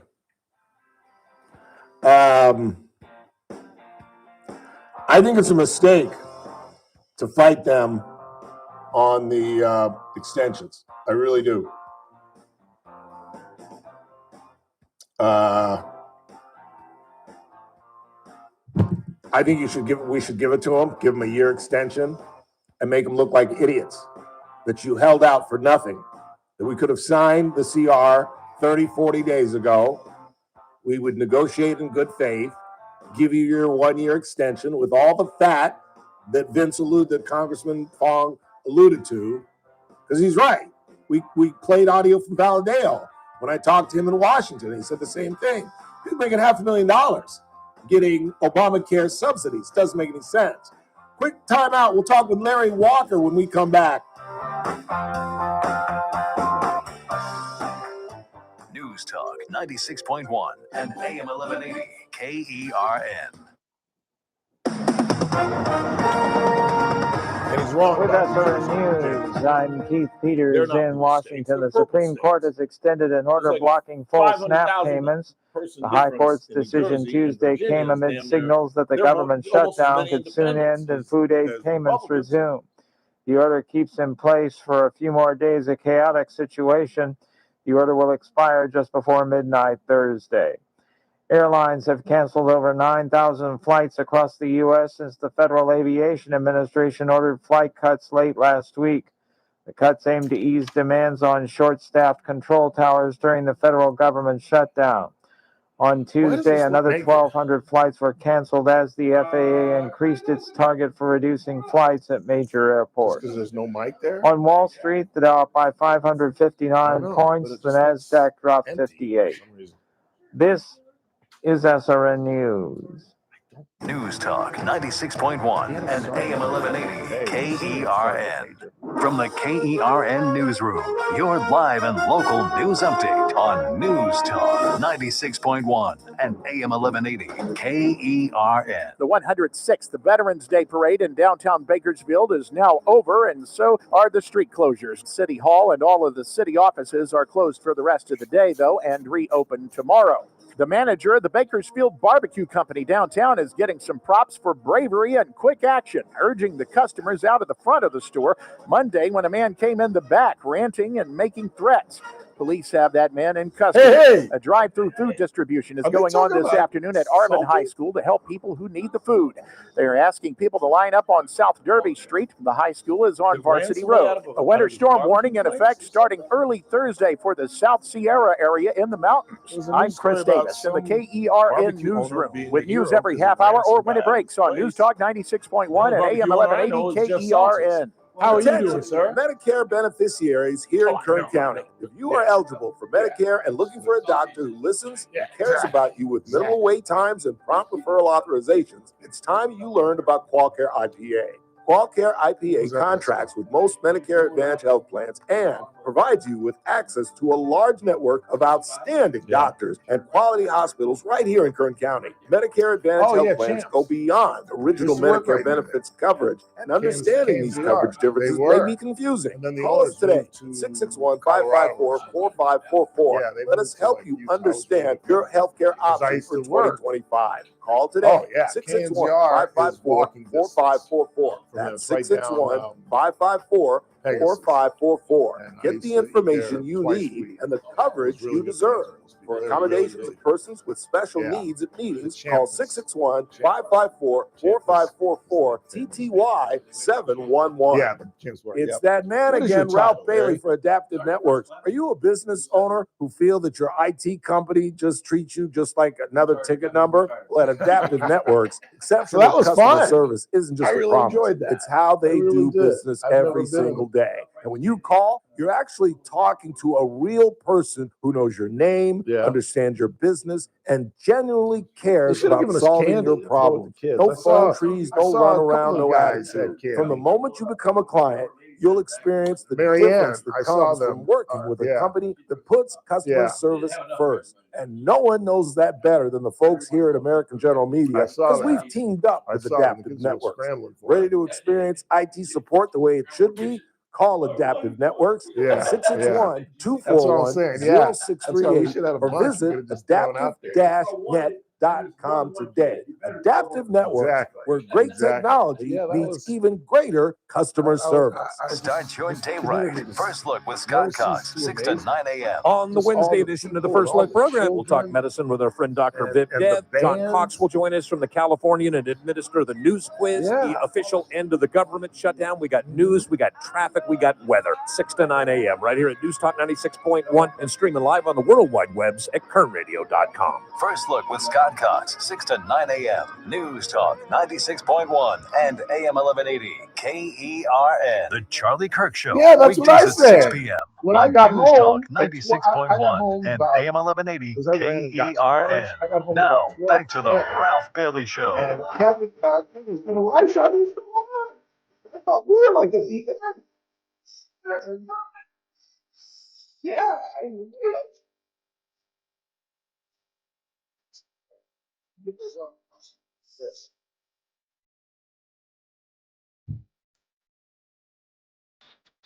The 106th Veterans Parade has ended. The street closures are now reopened. And one of the veterans that was honored today is live in studio, Sergeant First Class Larry Walker, also a member of Honor Flight, joins us live in studio. How are you, sir? I'm doing just fabulous, but that's a lie. Well, you got to stand up for us. Stand up for us. Okay. We're on YouTube now, me so do let's that. get a look at the All uniform. right. Okay. Looking sharp. Turn toward that camera right there. There you go. looking like a million. Put the hat on. Put the hat. Looking like $1 million, Jack. It'll fit over the mic. That's all right. That's all I'll right. hold it down.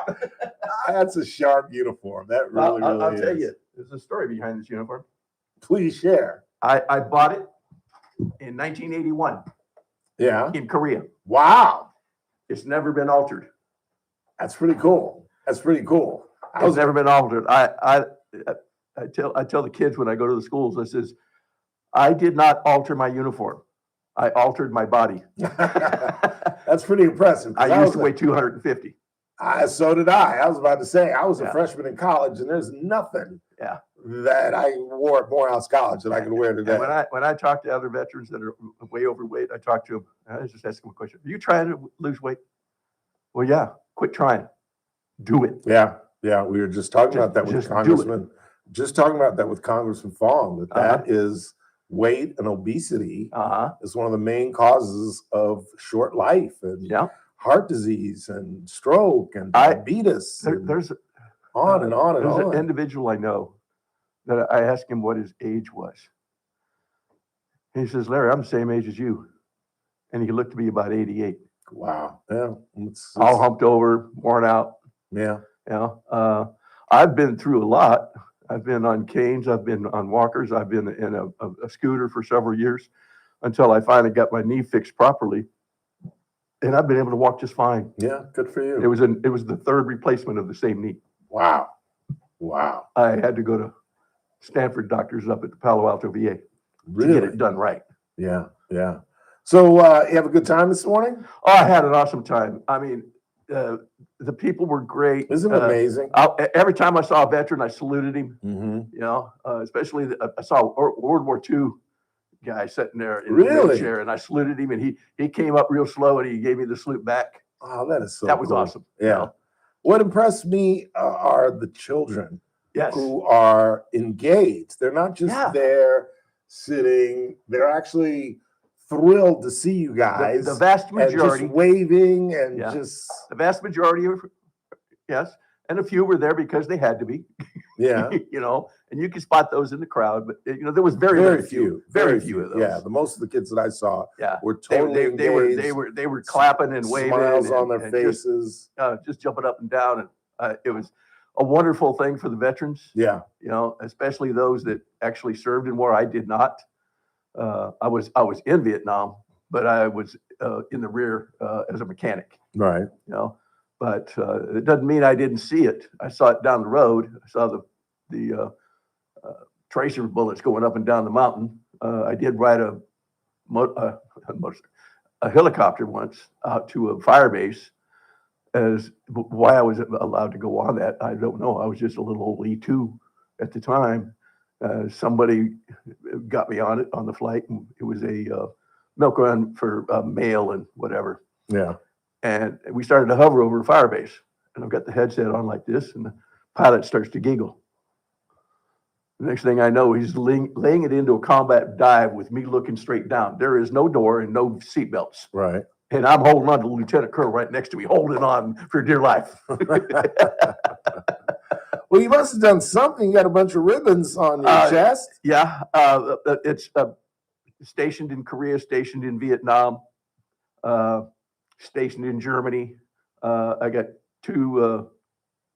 one ARCOM. It's one of the higher awards. When I retired, I got that.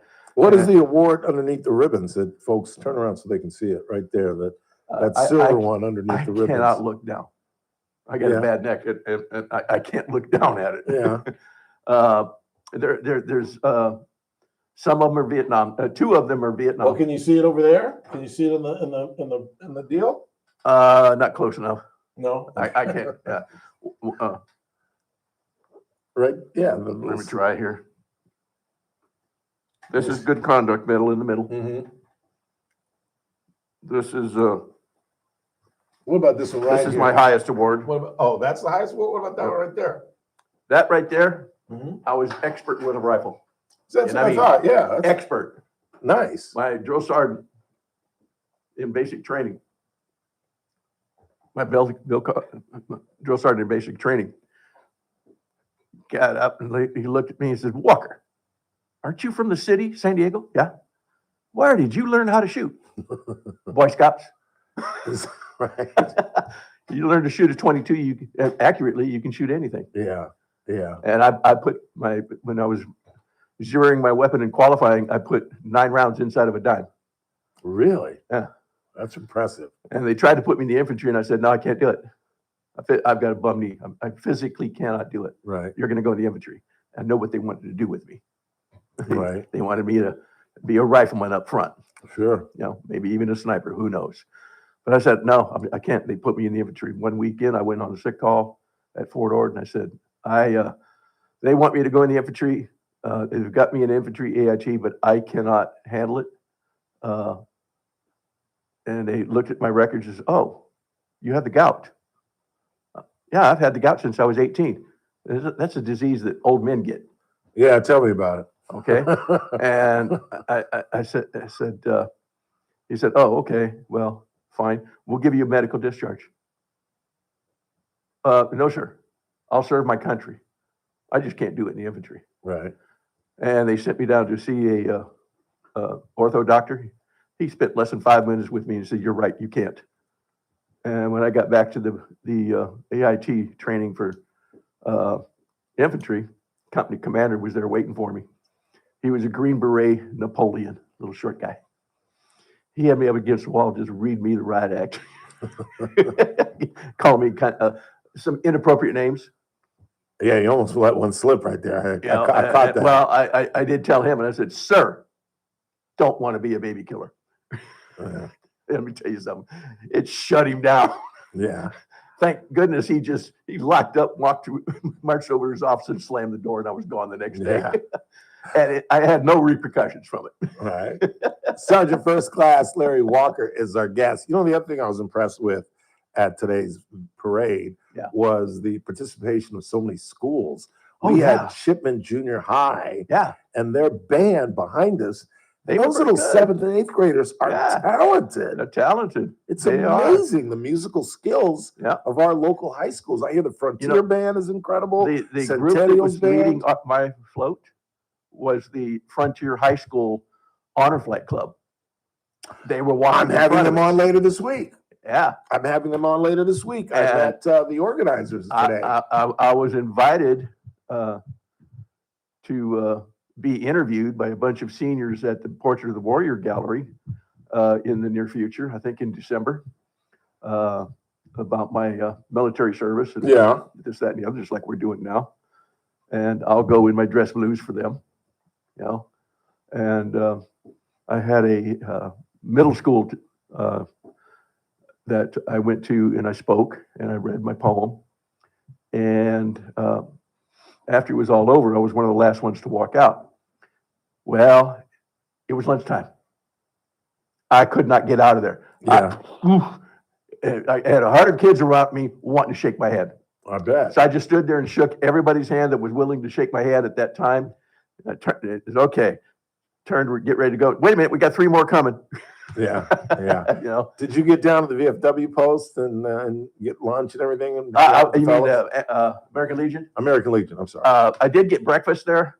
I passed on lunch because I would not have been able to fit back into this thing. Well, it was a great afternoon. It really, really was. It was really awesome. You know, I've been here 32 years. It's the first time I've been to the. Actually, the second time I've been to the Veterans Day Parade because my granddaughter was in the color guard for Stockdale High School one year, and I came down to watch that. But I stood way out in the middle of nowhere, and I wasn't involved so much with veterans the way I am now. I want to get out and talk to everybody about being a veteran, about you know, there's a lot of students that just are struggling. And the middle school I was at came up to me afterwards and said, Larry, we've got about 4 or 5 fifth graders that are really struggling. I'm wondering if you'd be able to come back and talk to them. Sure. Yeah. Sure. Particularly the male. Just talk to them about life. You know, the road you're going on now is not going to take you anywhere, but problems. You need to suck it up, do your school time, get decent grades, and move on, and let your life now be the impetus towards improving yourself. Yeah. I don't want to be like this. And I hope it works. Yeah, I hope so too. Yeah. Because we've got a couple of generations of young men that we've lost. Yeah. And continue to lose, who just are walking the earth aimlessly. Well, the problem is have no purpose. There's no good home life. That's what I've said. The father figure is gone. Whether it's divorce, but I had no father figure in my life. Yeah. My father was divorced from my mother when I was about 2. She was married to a man for 57 years. Not once did he ever sit down with me and talk to me and try to counsel me on life and how to handle it or anything. He was a workaholic, but he never punished us. He never yelled at us. He just stayed in the background. Did the military fill that void? Yes, it did. Yeah. I was in junior college. I was wasting my time. I have ADD. So me and school didn't get along. But I said, okay, I'll try it. Well, I was failing classes, and I said, you know what? I'm wasting my money and wasting my time. So after 3 semesters, I took my last test. I went home, and the mail was there, and my draft notice was in that mail. Wow. And I said, I guess that's what I'm going to be doing. And it turned my life around. Yeah. It gave me purpose and discipline. I became a leader in the military right away. In basic training, the drill sergeant had me as the platoon guide, the highest ranking recruit in our platoon. And I called cadence for him, and helped with inspections and everything, you know. And the best thing I got out of it, all the other guys were in a big open bay room, open bay. I had a private room. The perks of leadership. Perks of leadership. Doggone Skippy. Well, and it started in the beginning. Yeah. Well, it's good to see and you. I continued up. Good to see you. Thank you yeah. so much for coming in. Thank How you about for your service. You get time for that poem? Sure. Go ahead. It's a few minutes. Okay. Well, come on. I've got it open. Okay, go right ahead. All right. Let me go back to the top.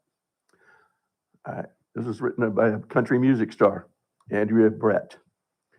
You may not know me the first time we met. I'm just another you see on the street, but I am the reason you walk and breathe free.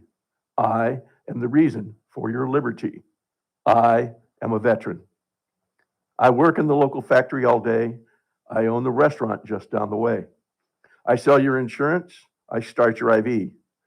I've got the best looking grandkids you'll ever see. I'm your grocer, your banker, your child's school teacher. I'm your plumber, your barber, your family's preacher. But there's part of me you don't know very well. Just listen a moment. I have a story to tell. I am a veteran. I joined the service while still in my teens. I traded my prom dress for camouflage greens. I am the first in my family to do something like this. I followed my father like he followed his, defying my fears and hiding my doubt. I married my sweetheart before I shipped out. I missed Christmas, then Easter, the birth of my son. But I knew I was doing what had to be done. I served on the battlefront. I served on the base. I bound up the wounded and begged for God's grace. I gave orders to fire. I followed commands. I marched into conflict in far distant lands. In the jungle, the desert, on mountains and shores, in bunkers, in tents, on dank earthen floors. While I fought on the ground, in the air, on the sea, my family and friends were home praying for me. For the land of the free and the home of the brave, I faced my demons in foxholes and caves. Then one dreaded day, without drummer or fife, I lost my arm, my buddy lost his life. I came home and moved on, but forever was changed. The perils of war in my memory remained. I don't really say much, I don't feel like I can, but I left home a child and came home a man. There are thousands like me, thousands more who are gone. but their legacy lives on as time marches on. White crosses in rows and names carved in K reminds us of what these brave souls had to do. I'm part of a fellowship, a strong, mighty band of each man and each woman who has served this great land. And when Old Glory waves, I stand proud, I stand tall. I helped keep her flying above you, over all. I am a veteran. That was the highlight of the show, Larry. God bless you, man. Oh man, I appreciate it letting me do that because Appreciate you. I get a lot out of this every time I read it. I bet. That was outstanding. Occasionally it brings tears. Yeah. Always good to see you. Thanks so much for your service. Thank you, Ralph, for having me. And I love you in that uni.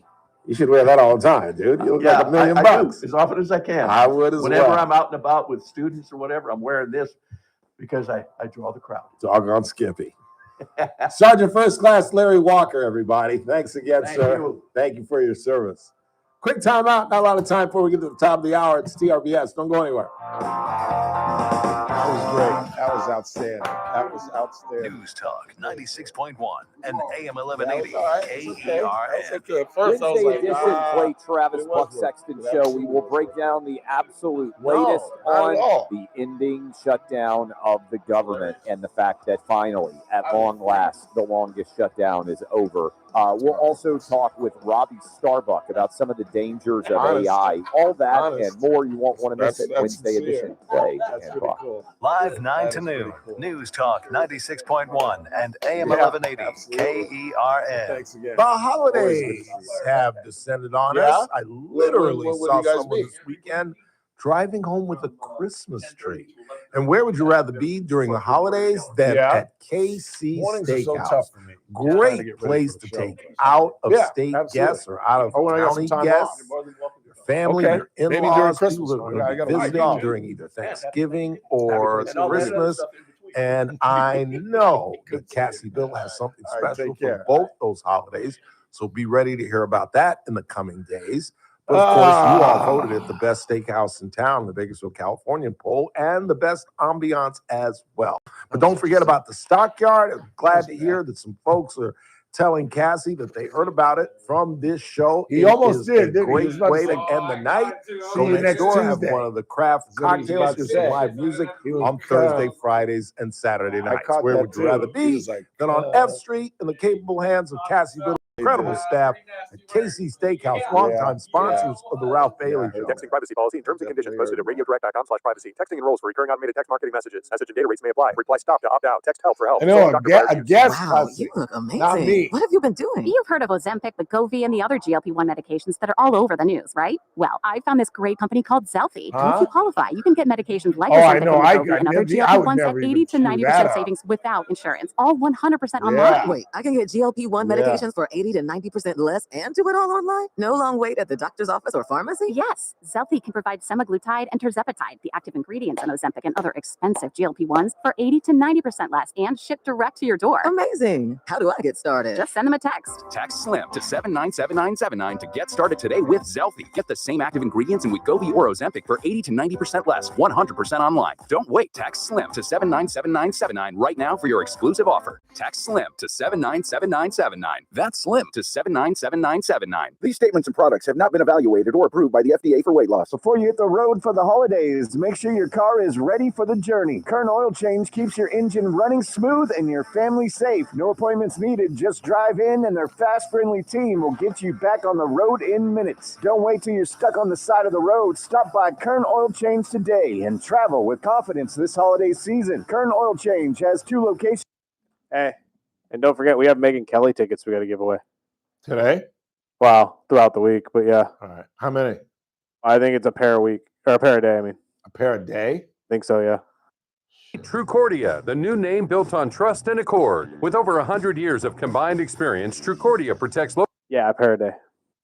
benefit solutions. From reducing risk to keeping your team happy, Trucordia offers free online tools and hands-on support. As a full-service agency, Trucordia takes your insurance plans to the next level. You want to do Jeopardy for them? Yeah, that's what I was thinking. Might as well. Do it on Thursday or something. Friday. 61401-2280. The Armstrong email and 'em? Getty Show, we weekdays email 'em? noon to 2 So we on can do it News Friday? Talk 96.1 and AM 1180 KER. Yeah, it should be fine. Back to the Ralph Bailey Show.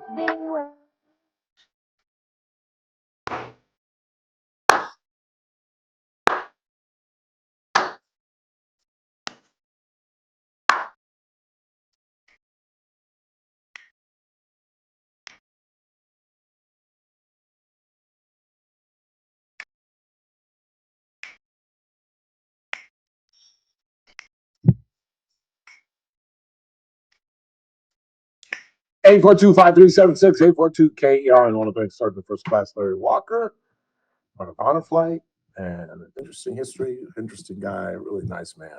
Really like talking with him. 842-5376, 842-KERN. What do you got on the board? Zook is shading the handicap. The what? That Zook is shading the handicap. His own? No, he's pretty. What's amazing is that he hadn't played in 3 months, and dude walked out there and shot a 79. That's just stupid. I think that's more what they're saying is that they're more using that as shade towards you. It's like, come on, dude, you're not there yet. Who, me? Then I'm not? No, like because he's doing that with his handicap. He's saying that like you're not there yet. You see what I'm saying? Like your guys' handicaps are so far off that he's on a different level. Well, he is on a different level than I am. But I thought I was improving. I shot at 85 the other day, or 84. No, 85. What did I shoot the other day? 84 or 85? I think you said at 84. Yeah, I think it was an 84. 42, 4. Yeah, 42, 42. Yeah, I shot 84. I shot 84. That's right. And that's roughly what he shoots. He shoots low 80s. I haven't seen him break 80. And I don't think I've ever seen him break 80. I've seen him shoot 1 over or 2 over on a front 9 like he did today. He shot a 37 on the front. But, he doesn't play every day. He's not one of these guys that can consistently put up low numbers. And like I said, had he not crapped the bed at the end of his round, where he double bogeyed 2 of the last 3 holes, he might have shot like a 74 or 75. But he's got such a good short game. He's one of the best chippers I know. And he is, God, I pray to God he's not listening. But he's the best putter I've ever seen. He really is. Amateur, just knock around player. He's the best putter I've ever seen. It's stupid, some of the putts he makes. I mean, he'll drain a 30-footer downhill moving left to right. And you're just like, damn. Just when you think you've got him, you've got like a 5-footer for par, and he's got a 30-footer for par, and you're thinking, he's going to make 6, and I'm going to make, at worst, 5. So I'm going to get a stroke here. And then he rolls it in from 30 feet. And then I've got a 5-footer to save par to equal the hole, and I lip it out. And I make 5 from 5 feet. He makes 4 from 30 feet. Or the worst is when we both will hit our second shot short of the green, and we both have the identical chip, and he gets up and down in 2, and I make 5 or 6. That's when it's like, there it is right there. There's the difference in our 2 games. But yeah, a 6-hole spurt where he was 2 under par. It's pretty damn impressive. But I'm gonna get him. I don't care who was that. Tom Ming that sent that text.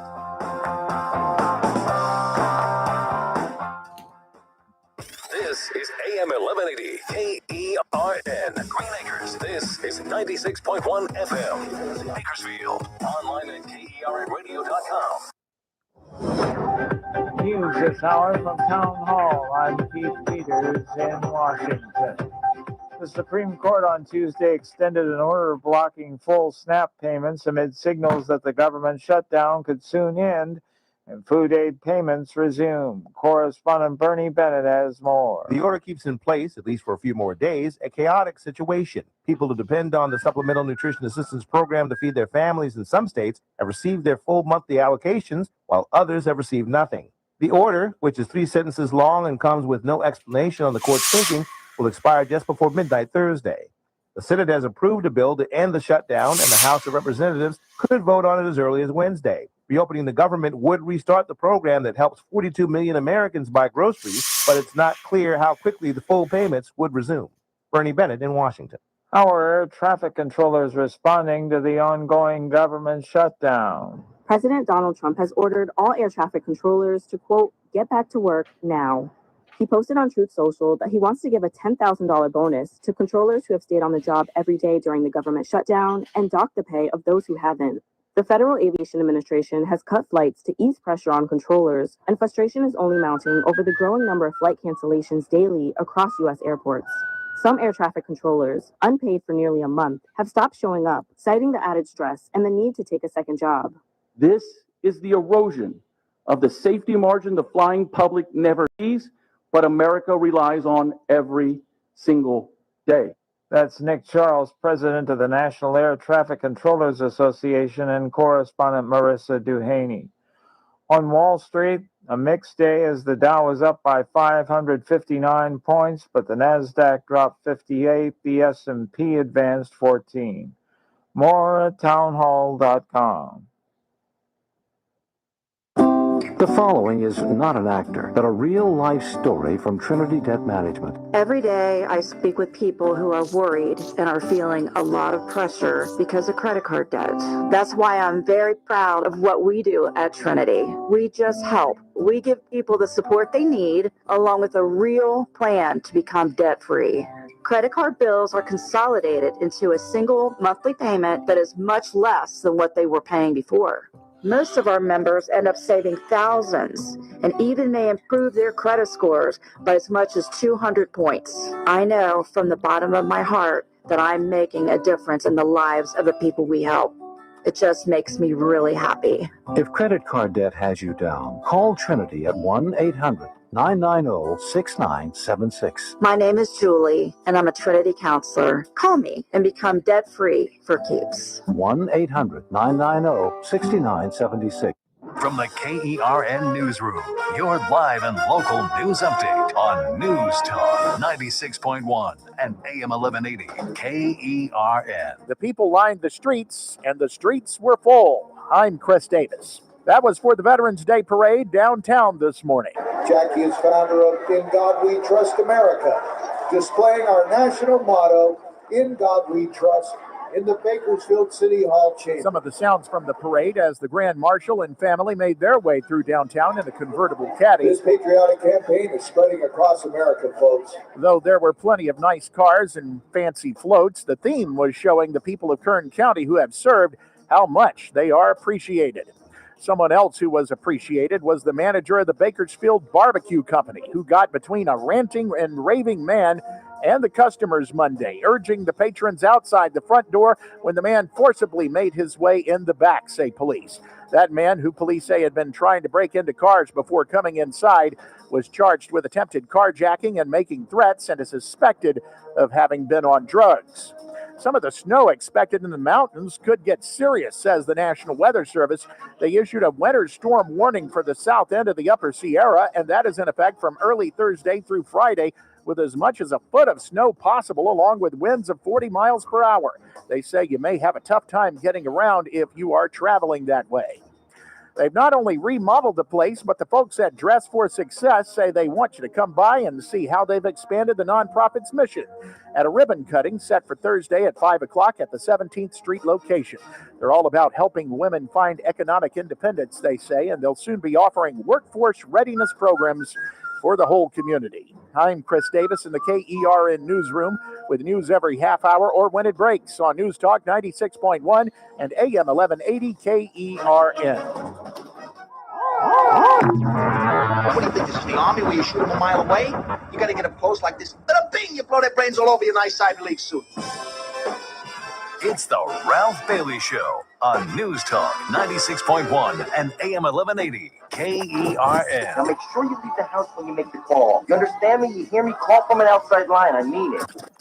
Call in or text to 661-842-KERN. That's 661-842-5376. Listen live at KERNradio.com.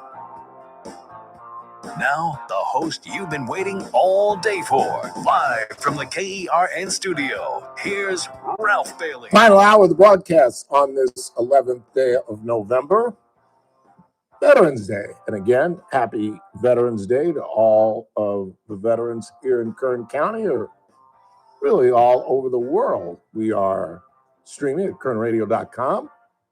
I know my uncle listens in Beaufort, South Carolina. My mom even tunes in on occasion down in Los Angeles.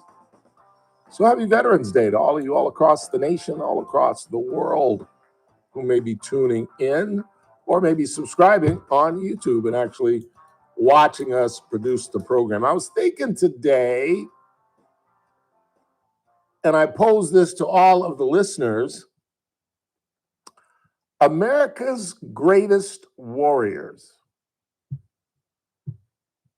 What would be your Mount Rushmore? I had some difficulties with this. Now there's some obvious ones. What is the single most obvious one you have to begin with, Mr. Burdick? Don't overthink it. Talking wars or warriors? Warriors. Muhammad Ali? No, we're talking about veterans. We're talking about. Oh, okay, we're talking veterans. I'm sorry. You gotta that would be George Washington. That is correct. One of the greatest generals in the history of America. That's what I don't understand. Whether we're failing our young kids by the way we teach, because the American Revolution, it's like the Bible. It's like if you actually read it, it's absolutely fascinating. If nothing else, it's a great story. And the American Revolution is the same thing. Where you're reading these things, I remember being an 8th grader and reading about the American Revolution and just like, no, we didn't. We didn't do that. And then when you really get into like Bunker Hill and crossing the Delaware and how they crossed the Delaware and the status of their army, they didn't have enough boots, they didn't have enough food, it's freezing cold.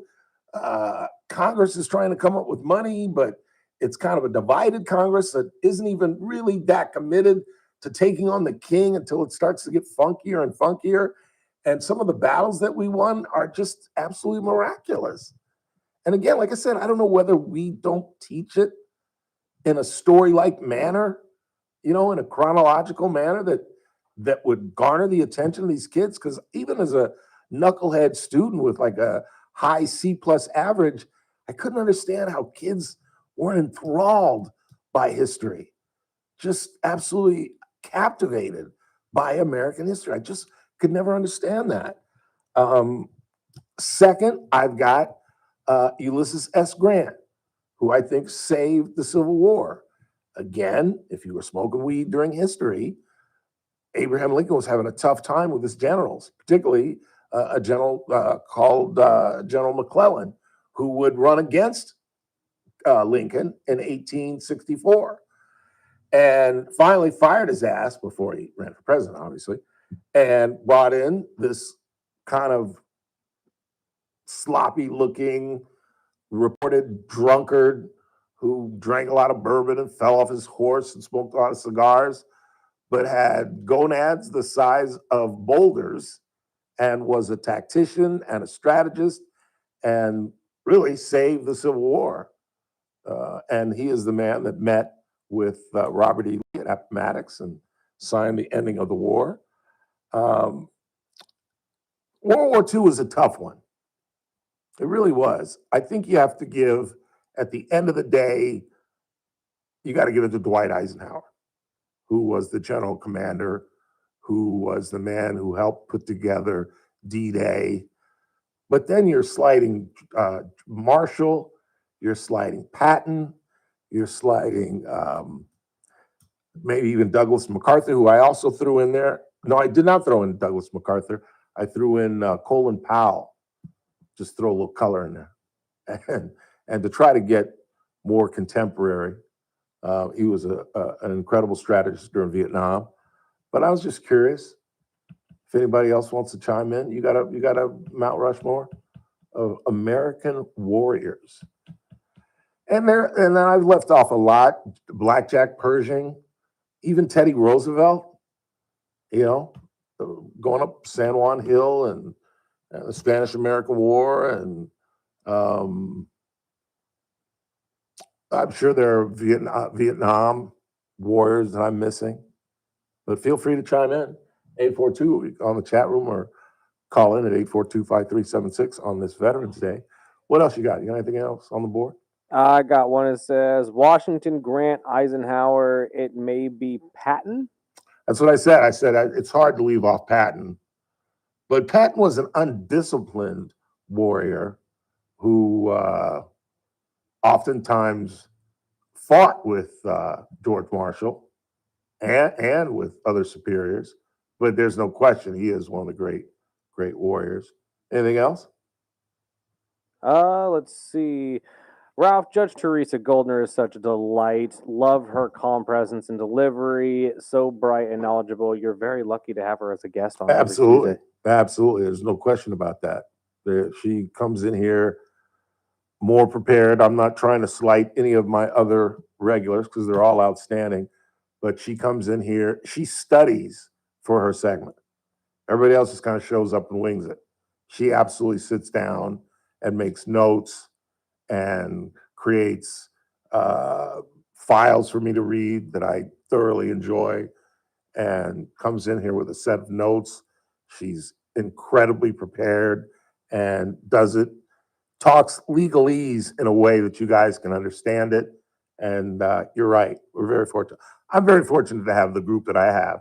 Kathy, Teresa, Dr. Singh on every other Monday, Howard Marcus, a former federal agent, Mike Turnipseed, Daniel Petrie, Rick Bentley, Brandon Lang. I mean, this show would not be this show without the core of regulars we have coming on. It really is lucky.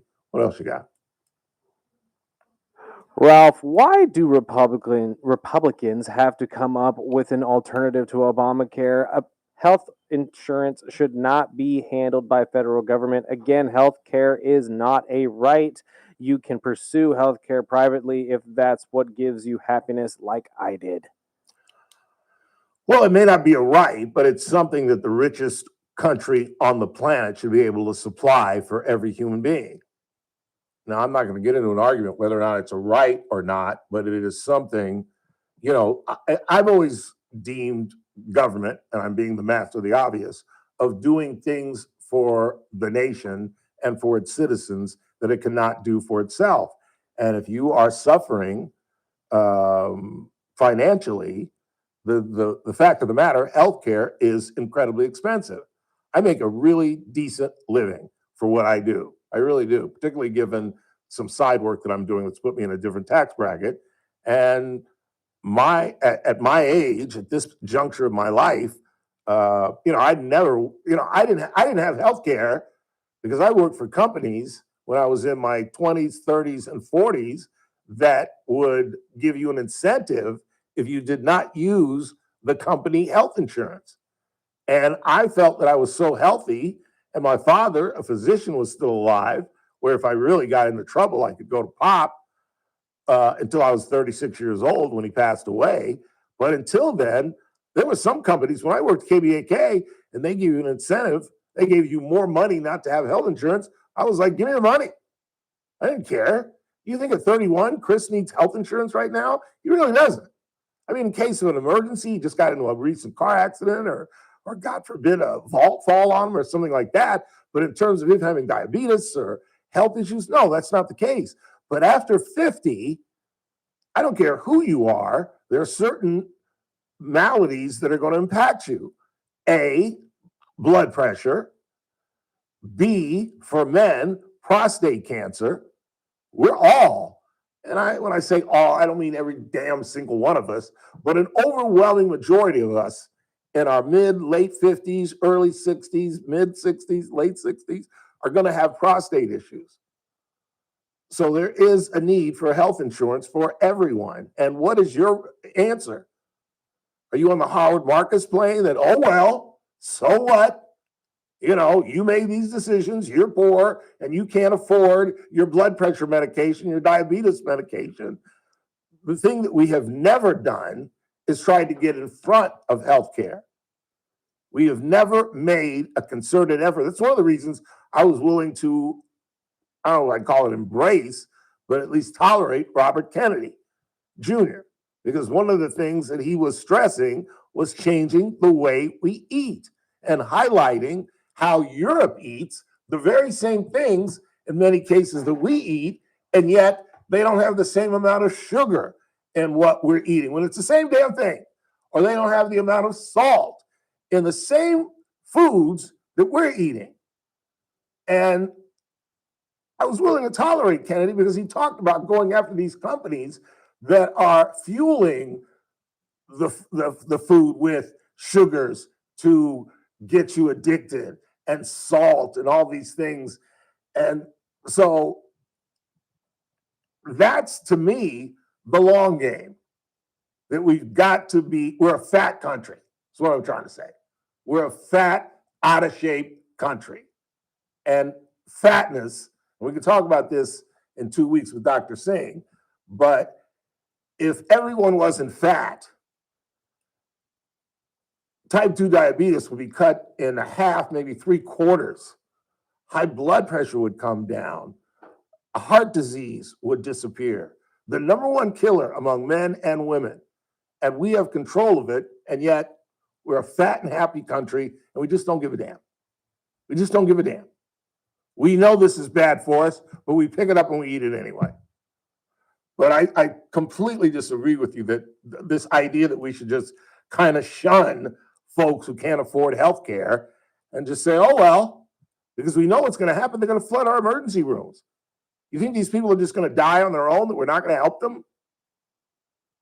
And what happens to the thousands of people that are going to die if we don't do something about health care and make it affordable? I just think that is a really entitled, callous way to look at life. You know, I would think the richest country in the world would want to reach out to its people and uplift them and make them healthier, help them live longer, help them live decent lives. But this entitled idea, well, Ralph, so be it. You know, you make choices in life, so be it. That's just not right. That's just not right, in my opinion. Let's go ahead and take a break. We come back, we'll check the board. I've got some other things we'll get into before we get out of here. Talk more about Chuck Schumer. I'll get into the argument that's going on, or the lawsuit, actually. It's going to Superior Court tomorrow, where the Rose Bowl is trying to stop the UCLA Bruins from moving from Pasadena to Inglewood, California, my former home and place of employment. Just not the same, Jack. Inglewood is just not the same. 842-5376 is our phone number, 842-KERN. Quick break. We got some sports news, too. The inevitable has happened in Dallas. Finally, they can stop chanting, fire Nico Harrison. He gone. That is so far long overdue. As the Lakers keep on rolling, they got another victory. And I'm telling you, Luka Doncic, scoring champion. Just write that down. What are we, 70 games away? What are we, about 12 games into the season? Roughly, yeah, 10, 12. 7, 8, 8 and 2. What are they? No, 8 and 3, something like that. Yeah, so 11, 12. Yeah, just telling you. And I would be so happy if LeBron never came back. Wouldn't it be funny? I said this the other day. Wouldn't it be funny if he comes back and they start a losing streak? I'm telling you, I'd take him off the bench. I have him come off the bench. I really would. But he's J.J. Redick's boy, so that ain't never going to happen. That ain't never going to happen. Only one coming off the bench is named James, is going to be Bronny. And he don't even belong on the ball club. Quick timeout. We're coming right back on a Tuesday, Veterans Day. Happy Veterans Day to all you that have served and answered the call of your country. We appreciate your service. In the meantime, you're listening to The Ralph Bailey Show on News Talk 96.1 and AM 1180 KRN, where we're streaming live at kernradio.com. News Talk 96.1 and AM 1180 KERN. On the next Armstrong and Getty show, the guy who chaired Harvard's astronomy department believes the aliens will be visiting us by Christmas time, but I wouldn't worry about that. Plus, all the redistricting is ruining democracy, but I wouldn't worry about that. UC San Diego out with a study that shows that their college entrants are even less prepared than we thought. It is shocking. We'll have that and all the news of the day on the next Armstrong and Getty show. Weekdays noon to 2 on News Talk 96.1 and AM 1180 KERN.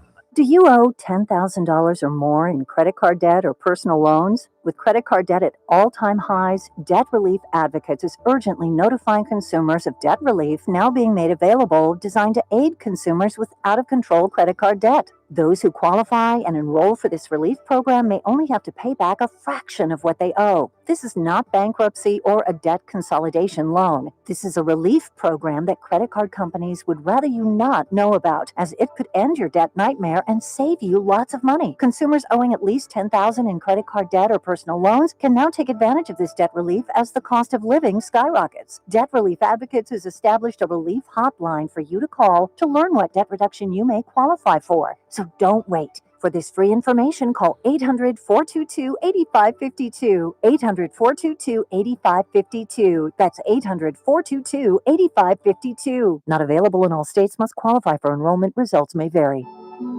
Welcome to the magic of Christmas at Santa's Christmas Shop and explore 26 beautiful themed Christmas trees. Each tree is created with their own sparkling story, from classic reds and golds to shimmering coastal blues, from nutcracker elegance to the bright, sweet world of Candyland. At Santa's Christmas Shop, you'll find every unique ornament, ribbon, and accessories to make your home shine bright this season. Line up the toy soldiers, light the holiday scented candles, deck your mantle with deer and garland, and don't forget the elves. Whether you're decorating your very first tree or your 26th, it all begins in one magical place, Santa's Christmas Shop, bringing the wonder and warmth of the holidays home. Visit Santa's Christmas Shop inside patio spaces, where Christmas truly comes to life and every tree tells a story. 6801 White Lane. That's 6801 White Lane. You've got your whole life ahead of you, so choose a Medicare plan you can count on. And that's what you get with a Medicare Advantage plan from United Healthcare. With more than 45 years' experience serving its members, United Healthcare has plans with low monthly premiums that fit your life today and as your needs change tomorrow. The Medicare annual enrollment period ends December 7th, so go to uhc.com/Medicare today. United Healthcare Medicare plans. It's Medicare coverage California can count on. I was always tired, sleepy, and had no energy. I had relentless, debilitating headaches. Valley fever has many faces and impacts people differently. If you have a lingering cough, fever, or painful breathing for more than 2 weeks, talk to your doctor. I am Quan Louie. I am Bryn Kerrigan. And we are the faces of Valley Fever. Visit kernpublichealth.com to learn more. The Clay Travis and Buck Sexton Show, live 9 to noon. Now, back to the Ralph Bailey Show on News Talk 96.1 and AM 1180 KERN. I keep a close watch on this heart of mine. So I went to the internet for Greatest Warriors. Here's what they have. See, I wasn't looking for like greatest soldier.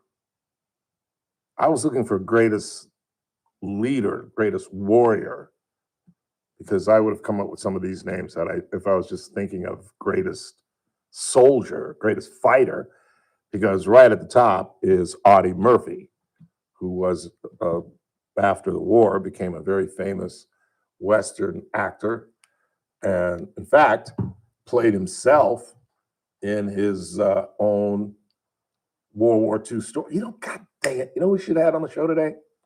Should have had Nick Ragone on the show today. And I talked to him last night too. It didn't even dawn on me because we got something hatching we're going to be trying to do. And we were talking about that, but I should have had him on here. He is a bigger history nut than I am. But Audie Murphy, as most of you know, is the single most decorated soldier in American history. At the very front of the fiercest World War II battles was Audie Murphy, barely 19, already a legend. He held off an entire German company atop a burning tank destroyer in 1945. That grit earned him the Medal of Honor and 32 additional decorations across multiple nations. Hence, the most decorated soldier in American history. Alvin York. Do you know who Alvin York is, Mr. Burdick? The name escapes me. I couldn't tell you. He is, he's Gary Cooper in the movies, but he is, oh God, what is the name of that film? Oh, see, this is why I could never do game shows anymore, because I know the answer. Gary Cooper, Sergeant York. Sergeant York, that's the name of the movie, Sergeant York. On October 8, 1918 in France, York faced machine gun nests alone. A devout Christian and crack shot, he killed 25 enemy soldiers and captured 132 more with just a rifle and pistol. His actions crippled a German regiment and turned the tide near Argonne.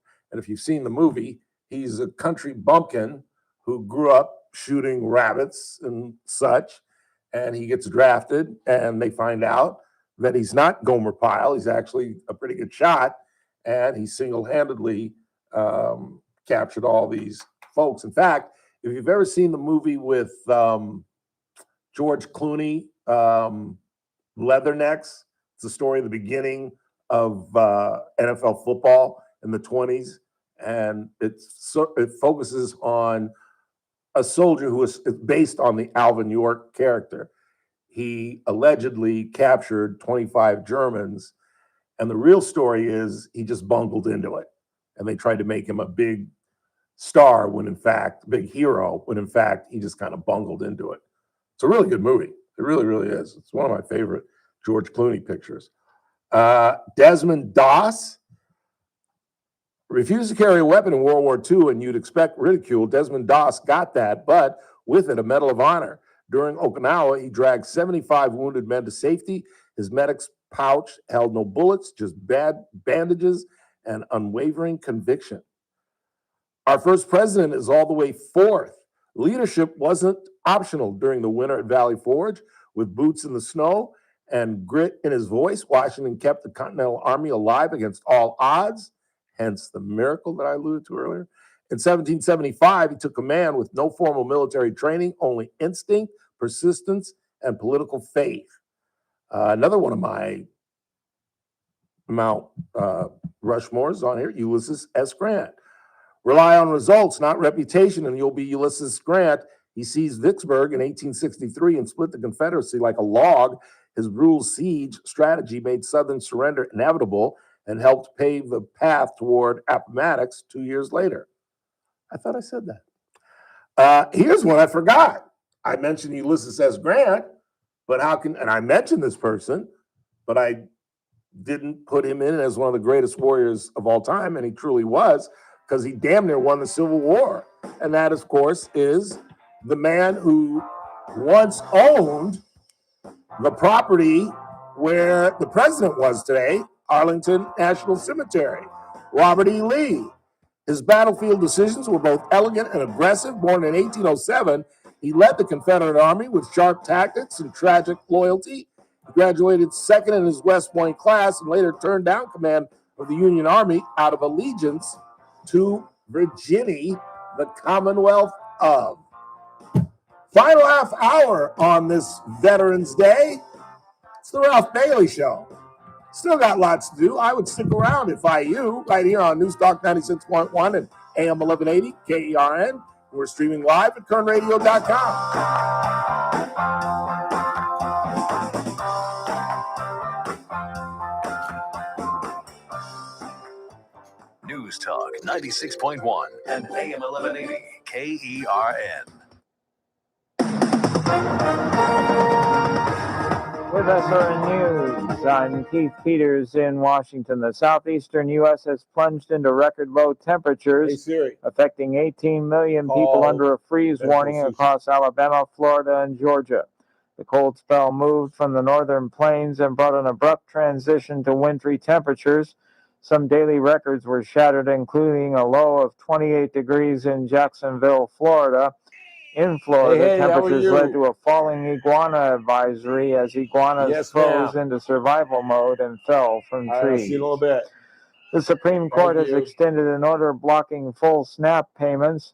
The High Court's decision Tuesday came amid signals that the government shutdown could soon end and food aid payments resume. On Wall Street, the Dow by 559 points. More at townhall.com.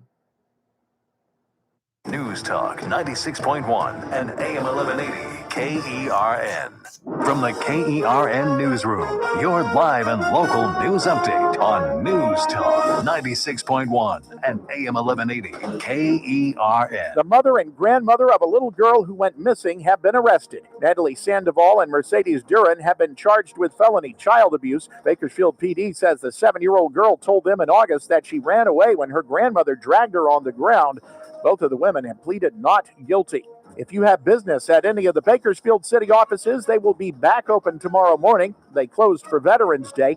The 106th Veterans Day parade was this morning and had several streets closed downtown. A man who was making threats and suspected by police of being on drugs was arrested Monday when he came in through the back door of the Bakersfield Barbecue Company downtown. The manager of the restaurant had the customers all go out the front door. I'm Chris Davis in the KERN newsroom with news every half hour or when it breaks on News Talk 96.1 and AM 1180 KERN. Attention, Medicare beneficiaries here in Kern County. If you are eligible for Medicare and looking for a doctor who listens and cares about you with minimal wait times and prompt referral authorizations, it's time you learned about QualCare IPA.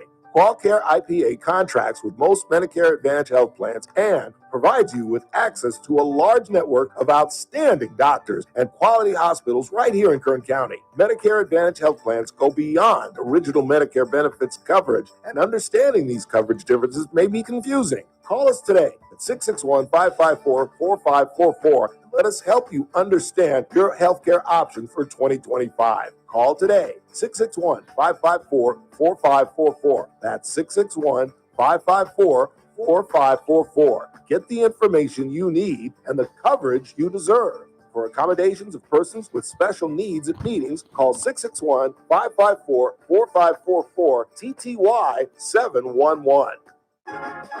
The JR Show, weekdays at 2 p.m. I'm tired of waking up and hearing another case of a DUI. We just had the Madison Williams case where she was found guilty. We have another trial going on where a 6-year-old was killed. Now again, I'm hearing an 8-year-old is dead because of an alleged DUI.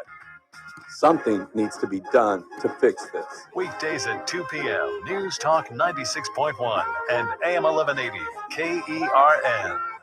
You're listening to The Ralph Bailey Show. Catch me weekday morning 6 to 9 a.m. on First Look with Scott Cox. News.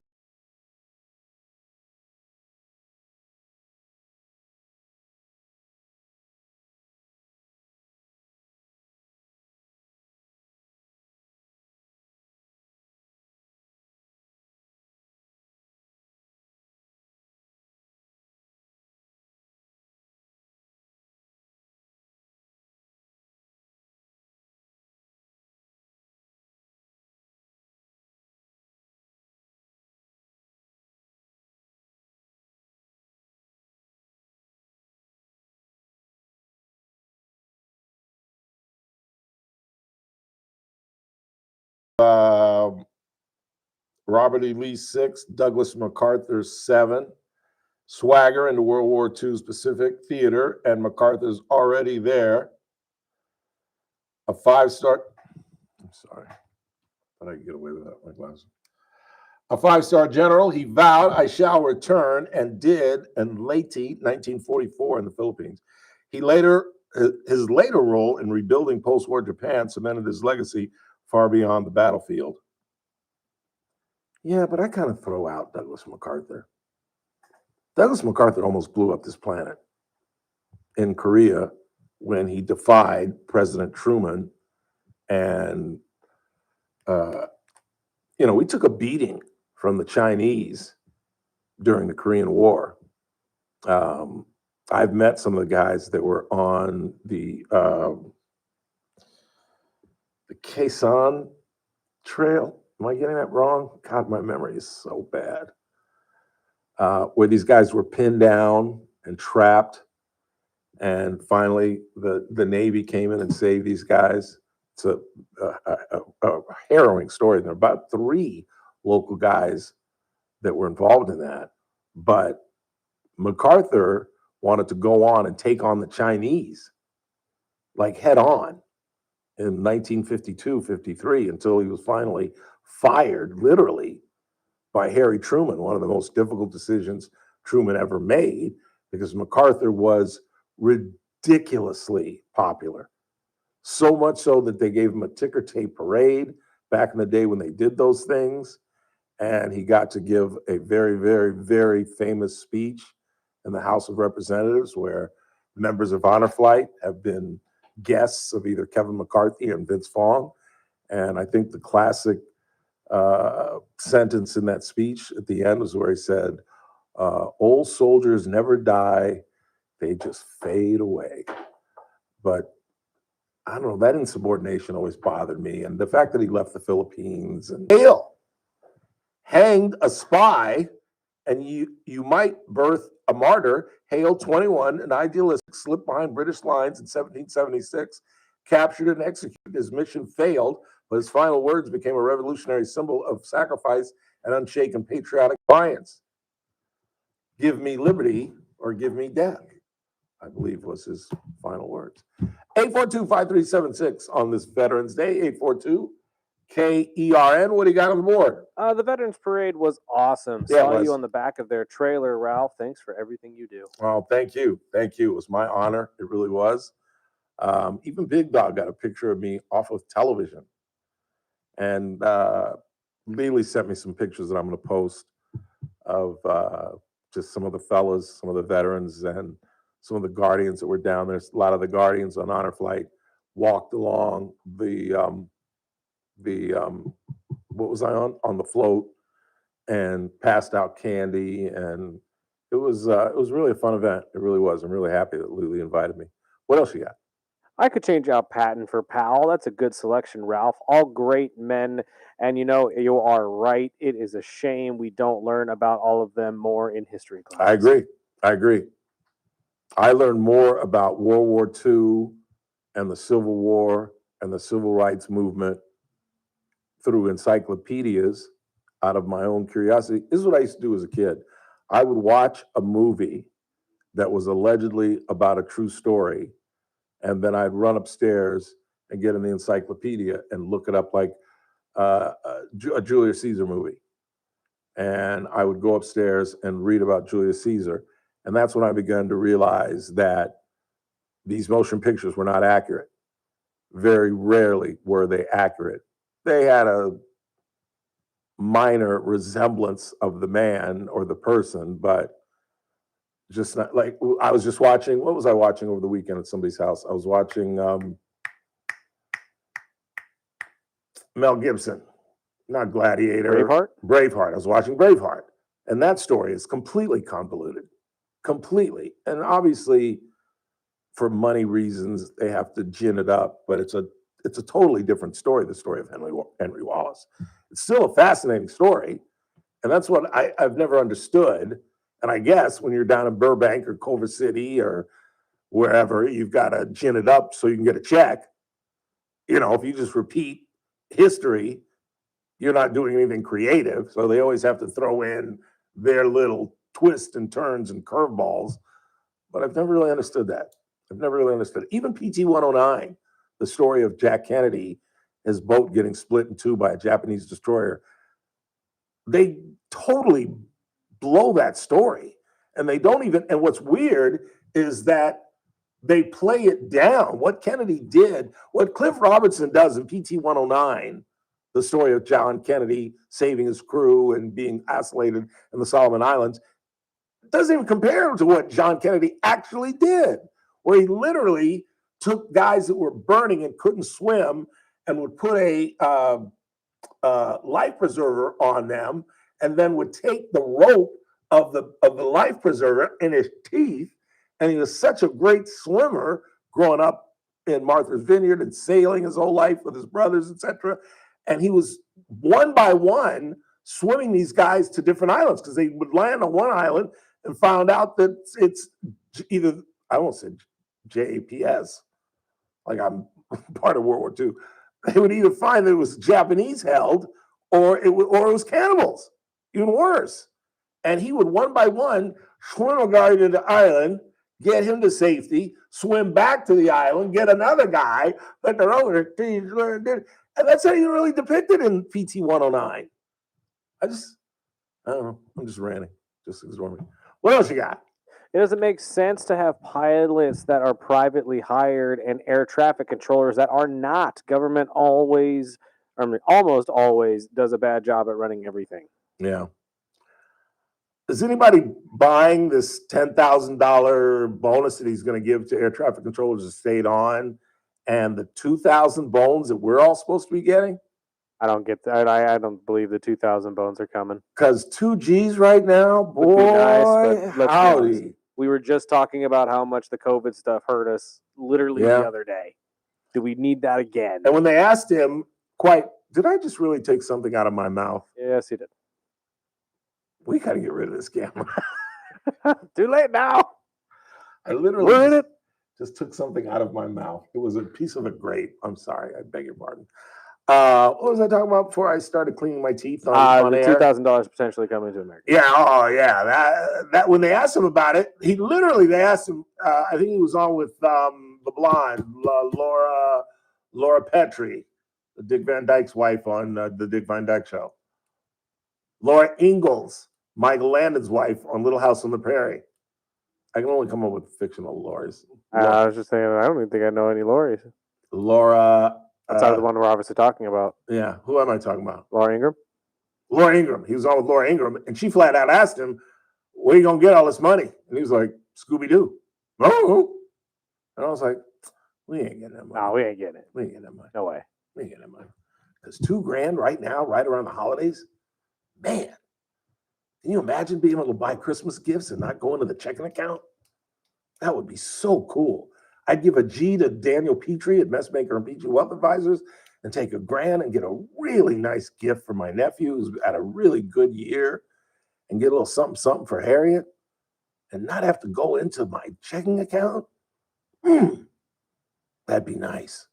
Or maybe even get something smaller for the boy and go to Vegas for Christmas. I don't know. I'm kidding. But we ain't getting that money. We ain't getting that money. $2,000 for everybody. We ain't getting that money. And even if we did, do you even want it? Because that's, where are we? 38 trillion. That is. I worry for the Republican Party. I really do. I worry the direction that the Trump administration, they got off to such a great start, and they've done so much. But like I said earlier in the week, yesterday, I think he's falling into that Joe Biden trap, where he's trying to say, you all are crazy. The economy's great. And people are going to the grocery store and saying, no, it's really not. It's really not. Coffee's more expensive. Beef is more expensive. Chicken is more expensive. Yes, eggs have come down. Gas has come down. Let's be honest. Let's be frank. The president doesn't have anything to do with gas prices. He really doesn't. He doesn't have anything to do really with poultry prices. He really doesn't. But just the general dairy is up, and you can't tell people that are struggling, who can't come up with $1,000, that life is great. You can, but they're going to resent you for it. I worry, because we're a year now away from the midterms. And if these people gain control, these people being Democrats, they are going to push the nuclear option, meaning they're going to get rid of the filibuster. And if they get rid of the filibuster, they are going. They're going to go after Trump like, I don't know, what was his name? Who went after Bugs Bunny? Elmer Fudd. They will be Elmer Fudd going after Bugs Bunny. They really will. They will write so much legislation. They will pack the courts. They will make Puerto Rico and DC a state. There'll be 54. I mean, they're going to change government as we know it. It's my only concern. And I was a little taken aback. And I guess that's the posture that Congressman Fong, and you can go back on YouTube and watch that interview, hear that interview again. But when he wasn't troubled by the blowouts in New Jersey and Virginia, he was saying, well, they're blue states and we expected to lose it. No, they're not blue states. They really aren't. As I told you earlier in the week, there's like a 750,000 difference in New Jersey between Democrats and Republicans. And Virginia has always been a purple state. They had a Republican. Glenn Youngkin is just leaving office as the Republican governor. And his lieutenant governor, a Republican, ended up, we find out, became lieutenant governor on his coattails because Winnie Sears, as much as I love her, African-American Marine, badass, was a horrendous candidate who absolutely got blown out by a moderate Democrat. And don't tell anybody, but if the Democrats figure out that being a centrist, being a Bill Clinton-like Democrat, that works. But fortunately, they're stupid. And they're going to let the uber liberals take over the party. They're going to try to follow. They're going to look at Mamdani and say, he won 70% of 18 to 44-year-olds. How do we capture that? Let's follow Zoran. Let's follow AOC. Let's follow the far left and go that route. And that ain't going to work. But if they figure out that being center, gaining independence, getting disgruntled Republicans is the way to go, we's in big doo-doo. Just saying. Final break of the night. Keep it locked. Charlie Kirk at the top of the hour. Tomorrow is a Wednesday. Our former federal agent, Howard Marcus, joins us. And at some point this week, we're going to talk with some kids from Frontier High School who are creating honor flight clubs where they're raising money for honor flight throughout the year. We'll have their organizers. I met them today at the Veterans Day Parade. And no, I don't offhand remember their names, but they seem to be nice people. And I'm excited to see these kids. That was one of the things that I was truly blown away about the Veterans Day Parade, was the amount of children that were out there who really seemed to be wanting to be out there. They weren't out there because they got to miss school. And the bands, like I said, we had the Chipman Junior High band right behind us. And the talent of these 7th and 8th graders is absolutely amazing. It really is. It was great to see. It really, truly was. Again, final break of the night.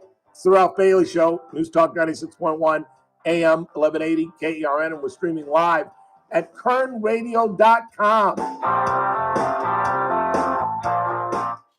News Talk 96.1 and AM 1180 KERN. Start your day right. First Look with Scott Cox, 6 to 9 a.m. On the Wednesday edition of the First Look program, we'll talk medicine with our friend Dr. Vip Dev. John Cox will join us from the Californian and administer the news.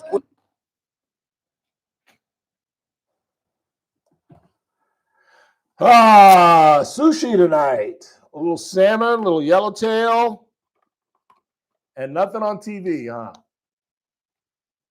Not even the Lakers. Hey, Siri, show me the Lakers schedule. I think it's by Thursday. You're ready to go whenever you're ready, by the way. Yeah, tomorrow. We play OKC tomorrow. That's tomorrow? I thought that was Thursday. I thought it was Wednesday. You're right. It is Thursday. Hey, Siri, show me the Lakers schedule. I think you're on TV on Thursday. No, it's tomorrow. Oh, it is tomorrow. 6:30. Oh, okay, cool. 6:30, as soon as I get home. Oh, no, wait. Yeah, tomorrow, then they play the Pelicans on Friday. And then Milwaukee on Saturday. Wow. That's a tough row. And then the Jazz home and away. All right, what do we do today?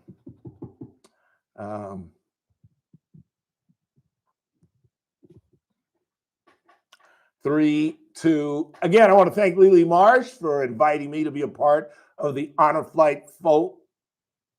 Really? Honor Flight float? 3, 2. Again, I want to thank Lily Marsh for inviting me to be a part of the Honor Flight float in the Veterans Day Parade. And I'll tell you, I was absolutely impressed. The thing that impressed me the most were the children, the students that were out there, not only along the sidewalks, eager to be there, smiles on their face, but the schools that participated, the bands, the cheerleaders. It really was heartwarming. It truly was. Is that too long? I can cut it up. You'll be fine. All right. 3. We got nothing but, what's his name tomorrow? Wednesday. 3, 2. It's that man again. Look what's coming up on the Wednesday TRBS. Well, it's Wednesday. Our former federal agent Howard Marcus will join us, and the 435 members of Congress will sit down and try to end the shutdown. All that plus me at 3. It's TRBS right here on News Talk 96.1 and AM 1180 KERN. I'll see you at 3. Here's Blake Amos, Medicare expert with HealthSpring. Medicare enrollment is an important opportunity to make sure your plan still matches your health and budget needs. Even if you are satisfied with your current coverage, it's smart to check for updates so you are not caught off guard by unexpected costs or limited access. The Medicare annual enrollment period runs through December 7th. It's a time for people with original Medicare to consider supplemental coverage or explore Medicare Advantage plans. It's important to research and understand these different options to find the right fit. When comparing plans, look closely at monthly premiums, deductibles, and which prescriptions are covered. Also, check that your doctors and hospitals are in network. Taking the time to compare options now helps avoid costly surprises later. To learn more about Medicare annual enrollment, visit healthspring.com. I'm JR Flores. Catch my show, The JR Show, weekdays at 2 p.m. Now, back to the Ralph Bailey Show on News Talk 96.1 and AM 1180 KERN. Leave the bed and the fire. That is all that I own. I ain't breaking your heart. Don't start breaking my Clyde River. Yeah, get away from the door. Somebody in the chat room called me dumb for not accepting the $2,000. That's not what I said, dummy. What I said was Trump's not going to be able to pull it off. What I said is we're not going to get the money. Would I accept it? What do you think? I'd tear it up? What do you think? I'd give it back to the government? Dear Donald, here's your $2,000. I'm good. Does this thing work? It's like, how do I say something and people are sitting in their cars or somewhere and they hear me, but they don't hear me? Like, he really thought I said, I'm not taking it. Yeah, I'm not going to take it. That's not what I said. Dummy. Call me a dummy. What do you got? Let's get out of here. Let's see. Ralph, World War II, Rickenbacker, he's a pilot, or McCampbell, a Navy man. These are two men that cannot compare to Washington or Eisenhower or Patton, but their stories are pretty cool. Rickenbacker. I thought he was World War I. Let's take a look. Hey, Siri, show me ace pilot Rickenbacker. Okay. Eddie Rickenbacker. Please stand by.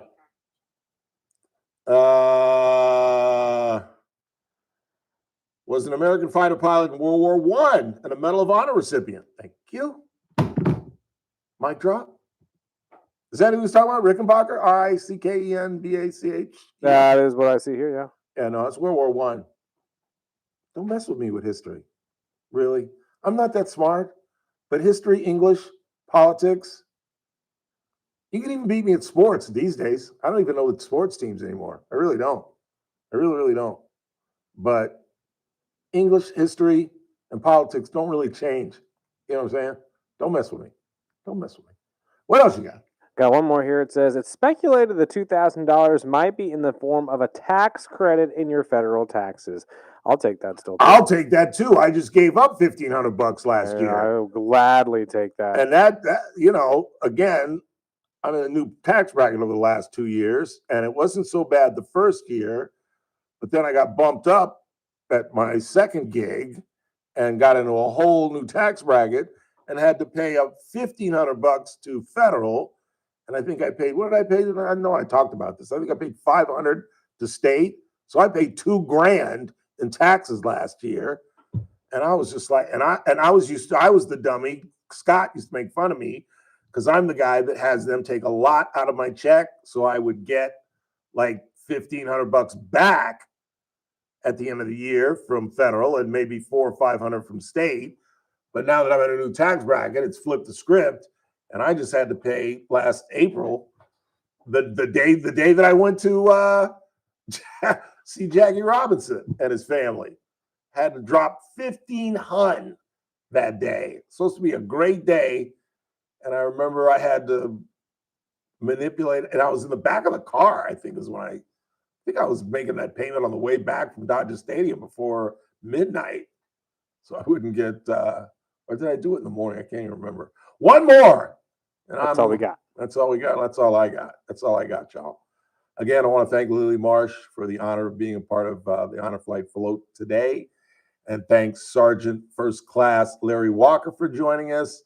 Congressman Vince Fong was with us. You can all go back and check out these interviews.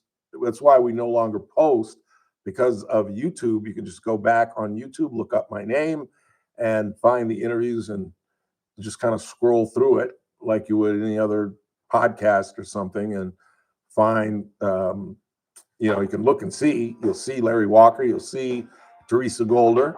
Mr. Fong was on the phone, but it was during the 4 o'clock hour. If you'd like to hear that interview as well. And tomorrow, Howard Marcus. And let's hope at this time tomorrow, 9 o'clock East Coast time, the government is back open. I believe the president is going to sign this thing tomorrow night. Let's hope it's done at this point, 9 o'clock their time. And TSA folks and air traffic controllers can get back to work. Federal workers are getting back to work. They're getting back pay. Those that are fired are coming back to work. It's outstanding news. In the meantime, for Chris Burdick, I'm Ralph Bailey. That's what's really going on. I will wrap to you tomorrow.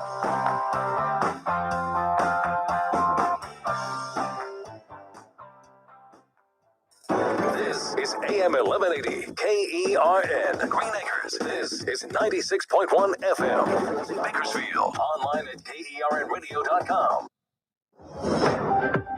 News this hour from Town Hall. I'm Keith Peters in Washington. President Trump has paid tribute to the nation's military veterans. White House correspondent Greg Clugston reports. After laying a wreath at the tomb of the unknown soldier at Arlington National Cemetery,